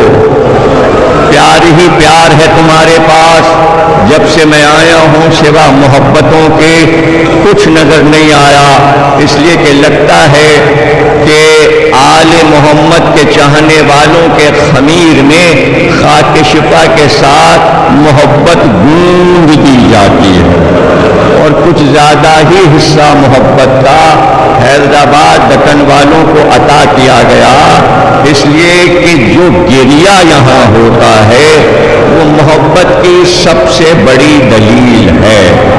میں کیا کروں کہ مجھے واقع کربلا کے بعد کی روایتوں میں ایک روایت بہت تڑپا دیتی ہے، لیکن وہ روایت میں پیش تو کروں گا، آپ کی وجہ سے سنی ہوئی ہے، مرثیے میں بھی نظم کی گئی ہے، مقتل میں بھی موجود ہے، ذاکرین بھی پڑھتے ہیں، لیکن پہلے دو تین چیزیں میں آپ کو بتا دوں۔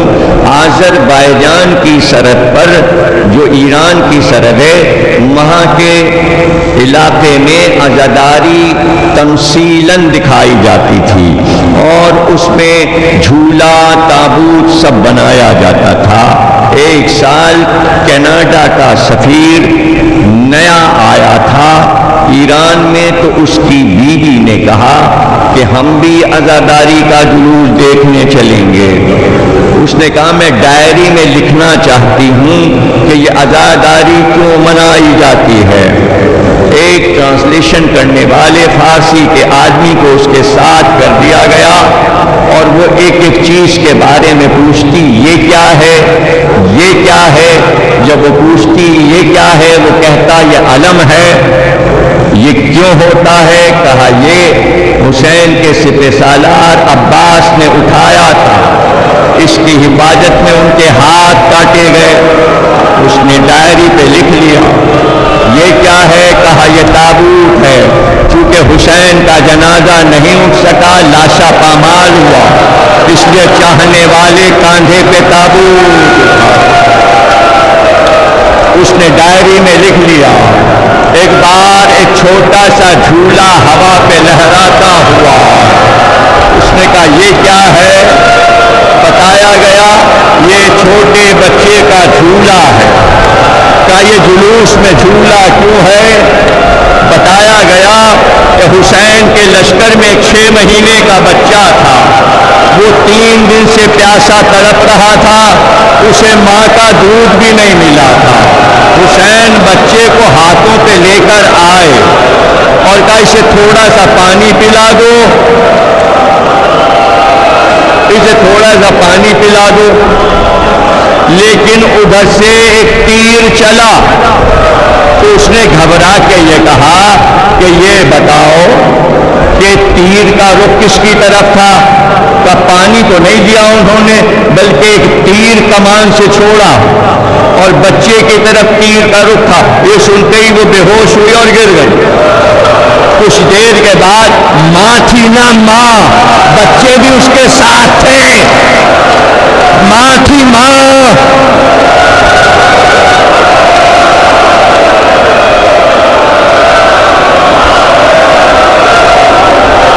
جب ہوش لایا گیا اور ہوش میں آئی تو بس ایک بار کہہ رہی تھی یہ بتا دو وہ تیر بچے کو لگا تو نہیں، مجھے بتاؤ بچہ مرا تو نہیں۔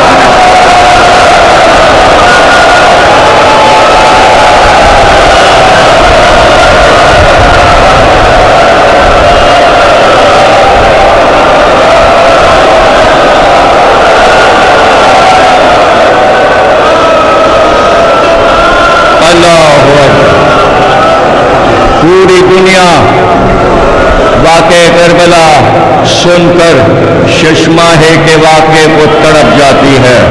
انسانیت آج تک پکار رہی ہے۔ میری کتاب پڑھیں آپ، معصوموں کے ستارہ، میں نے لکھا ہے اس میں فرانس کے مشہور شاعر الیگزینڈر گنیل نے فرینچ زبان میں 200 بن کا مرثیہ علی اصغر پہ لکھا۔ ایک ایک لفظ اس کا ایسا ہے کہ جیسے انسانیت کی پکار ہو رہی ہے، اور اس میں اس نے بتایا ہے کہ ایک وقت میں کئی چیخیں زمین و آسمان کے درمیان سنی گئی. ایک چیخ آسمان سے بلند ہوئی تھی, ایک چیخ زمین سے بلند ہوئی تھی, اور کائنات میں وہ چیخ جو ہے وہ فطرت کی چیخ گونج رہی ہے.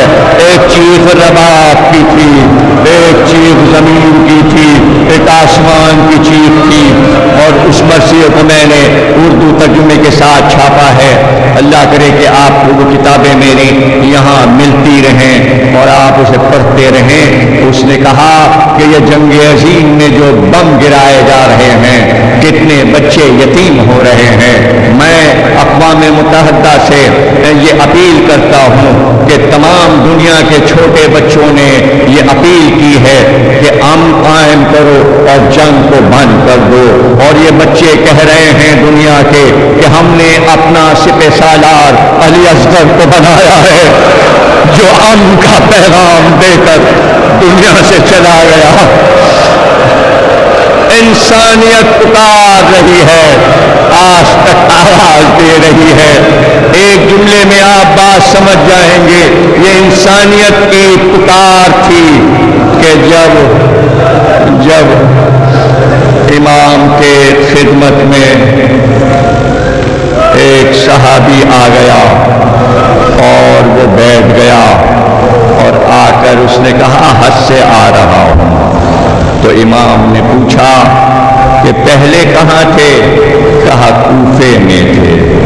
کہا کوفے کا کیا حال ہے جب کوفے کو چھوڑا تھا؟ بس یہی پڑھ کے ختم کرتا ہوں تقریر کو. اس نے کہا مولا مختار آپ کے بابا کے دشمنوں کو چن چن کر قتل کر رہا ہے, چن چن کے قتل کر رہا ہے. تو راوی کہتا ہے بات سید سجاد نے پوچھا, ہرملا گرفتار ہو گیا؟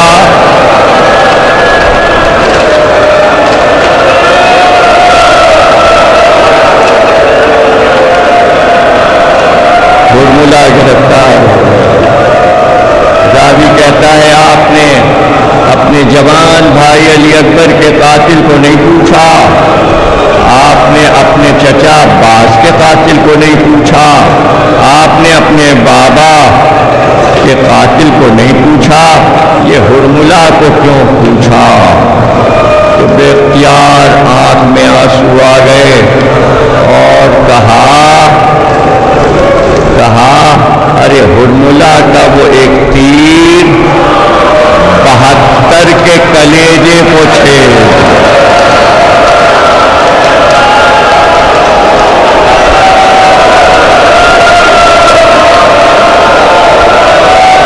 گویا مرثیہ پڑھ لیا, کہا جنت میں میری دادی کا جگر چھد گیا.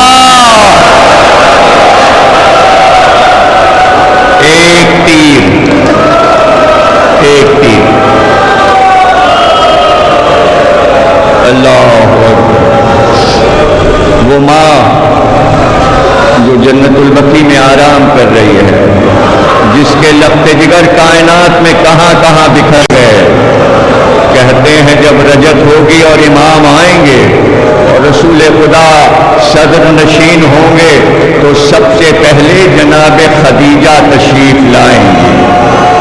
رجت کی روایتوں میں ہے سب سے پہلے رسول اللہ سے ملنے کے لیے جناب خدیجہ آئیں گی, اور اس وقت رسول اللہ فرمائیں گے خدیجہ میرا پورا گھر سامنے ہے, یہ میرے 12 بیٹے ہیں, علی سے لے کر مہدی تک سب موجود ہوں گے. تو اس وقت خدیجہ چادر ہٹا کر ایک ننھا سا لاشا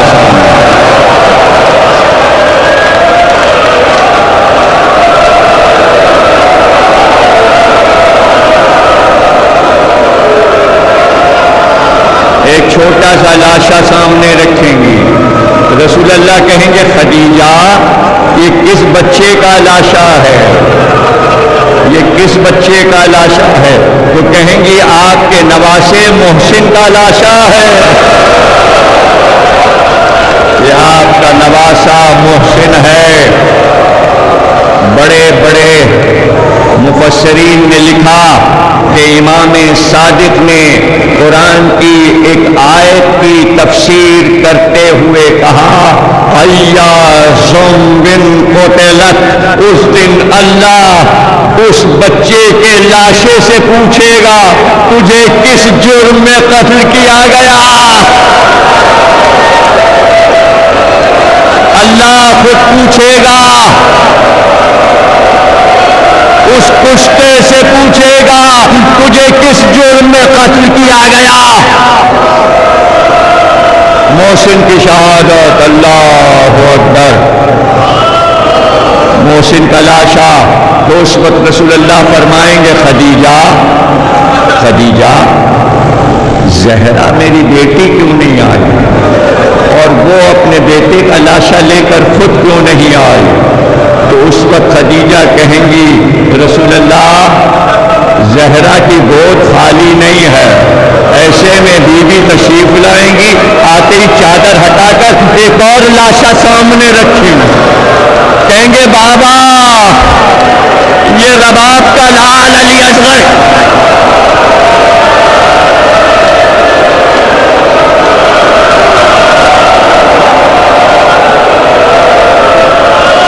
یوم جنت البقیع پہ زہرا بی بی کی یاد پھر تازہ ہو جاتی ہے شوال۔ بس میں نے تقریر کو ختم کیا، امام نے فرمایا کہ وہ ایک تیر کتنوں کے دلوں کو چھید گیا، ہم آل محمد کے دل پر اب تک وہ تیر بے بس ہے۔ وہ کہتا ہے میں کوفے آیا، مختار سے ملاقات ہوئی، مختار نے پوچھا کہاں سے آتے ہو؟ کہا امام سے مل کر آ رہے۔ مختار نے کہا امام کیا فرماتے تھے؟ کہا امام یہی فرما رہے تھے مختار نے اب تک حرملہ کو نہیں گرفتار کیا۔ کہا اور بھی کچھ کہا تھا؟ کہاں فرمایا تھا دونوں ہاتھوں کو بلند کر کے کہ جلدی ہی دنیا میں حرملہ کو آگ اور لوہے کا مزہ معلوم ہو جائے۔ بس یہ سننا تھا کہ مختار نے کہا منہال ذرا میرے ساتھ کچھ دور چلو۔ منہال کہتے میں ساتھ چلا، کچھ دور بڑھا تھا کہ شور ہوا، حرملہ پکڑا گیا، حرملہ کو گرفتار کر لیا گیا ہے، لے کر دارالامارہ کی طرف آ رہے ہیں۔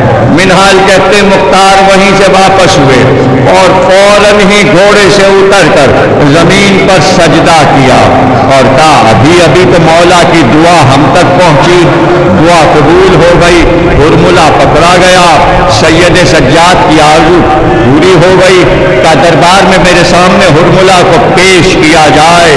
حرملہ کو لا کر رسیوں سے باندھ کر مختار کے سامنے پیش کیا گیا۔ منہال کہتے ہیں جب حرملہ کو لایا گیا تو مختار کے چہرے پر ایک جلال کا عالم تھا اور غیظ میں مختار بل کھا رہے تھے۔ ایک بار ڈانٹ کر پوچھا تو نے کربلا میں کیا ظلم کیا؟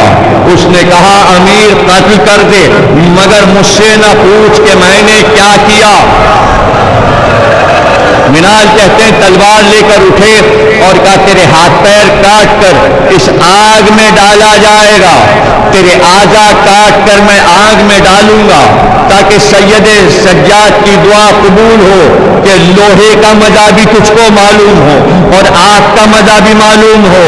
اس کو ٹکڑے ٹکڑے بھی مختار نے کیا، آگ میں بھی جلوایا، گویا دنیا میں اس نے موت کے دونوں مزے لیے، لیکن مختار نے کہا جب تک تو بتائے گا نہیں میں تیرے ناخون اکھاڑوں گا، تیرے اعضا کاٹوں گا، بس مجھے یہ بتا دے کہ تو نے کیا ظلم کیا۔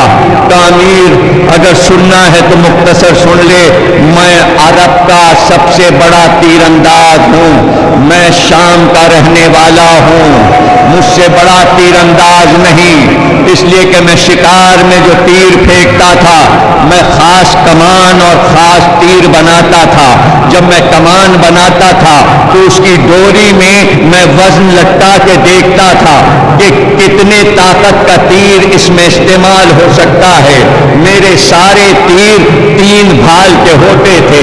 میں تیروں کی انیاں زہر میں بجھاتا تھا تاکہ شکار جب گرے تو میں اس تک پہنچ جاؤں. جب میں گھر سے چلا میرے پاس 7 تیر تھے. کمان میں نے دوش پر لگائی, گھوڑے پہ سوار ہوا. جب میں جنگل میں پہنچا تو مجھے ایک ہرن نظر آیا. میں نے کمان سے تیر پھینکا مگر نشانے پر تیر نہیں لگا, تیر خطا کر گیا. پھر میں نے دوسرا تیر پھینکا, پھر تیسرا تیر, یہاں تک کہ جب 4 تیر میرے گر گئے تو مجھے یقین ہو گیا کہ بدشگونی ہے, اب میں تیر نہیں چلاؤں گا. اس لیے کہ آج پہلی بار ایسا ہوا کہ میرا کوئی تیر نشانے پہ نہیں لگا. اب میرے پاس 3 تیر بچے تھے. میں نے تینوں تیر محفوظ رکھے کہ جہاں میں جا رہا ہوں وہاں میدان جنگ میں اس کی ضرورت پڑ سکتی ہے. میں آ کے اپنے خیمے میں آرام کرنے لگا اور مجھ سے یہ کہا گیا کہ جب کوئی خاص بات ہوگی تو تجھ کو بلا لیا جائے گا.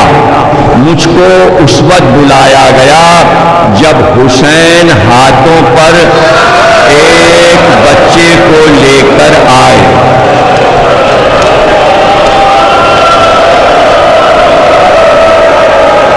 یہ کہہ کر وہ رک گیا, یہ کہہ کر وہ رک گیا اور خاموش ہو گیا. مختار نے کہا آگے بتا کیا ہوا.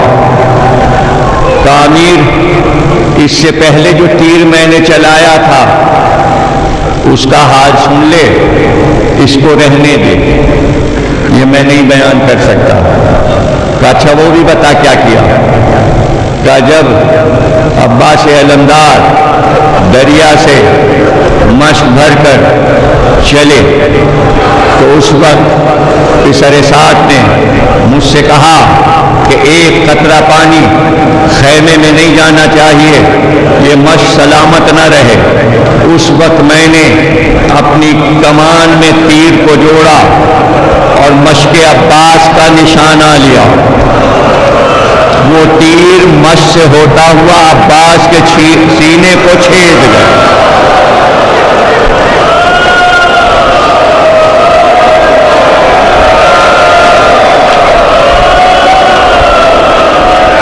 اب یہ آخری جملے ہیں میرے, اور میں شاید پوری روایت نہ پڑھ پاؤں, اور 2 لمحوں میں ادا کر کے آپ کے لیے دعا کرتا ہوں کہ اللہ آپ کو سلامت رکھے, آپ کے گھروں کو آباد رکھے. ہرملا خاموش ہوا. مختار تلوار لے کے اٹھے اور کہا تجھے بتانا پڑے گا کہ تو نے تیر کیسے چلایا. تو وہ بلک بلک کے رونے لگا. کہا امیر میں گھوڑے سے اترا اور گھوڑے کی آڑ میں بیٹھا, ایک گھٹنا میں نے زمین پہ رکھا اور دوسرا بلند کیا. میں نے کمان کو گھٹنے پہ رکھا اور تیر کو کمان میں جوڑا اور میں نے حسین کا نشانہ لیا. مجھے صاف نظر آیا کہ چاند سا چہرہ, چاند کا ٹکڑا حسین کے ہاتھ پر تھا. میں نے نشانہ لیا, تیر چلا تو مختار نے کہا گھبرا کے کہا پھر کیا ہوا. تعمیر میں بتا نہیں سکتا کیا ہوا.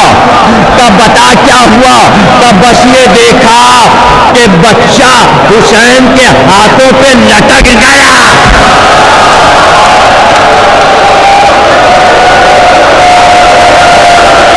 بازو سے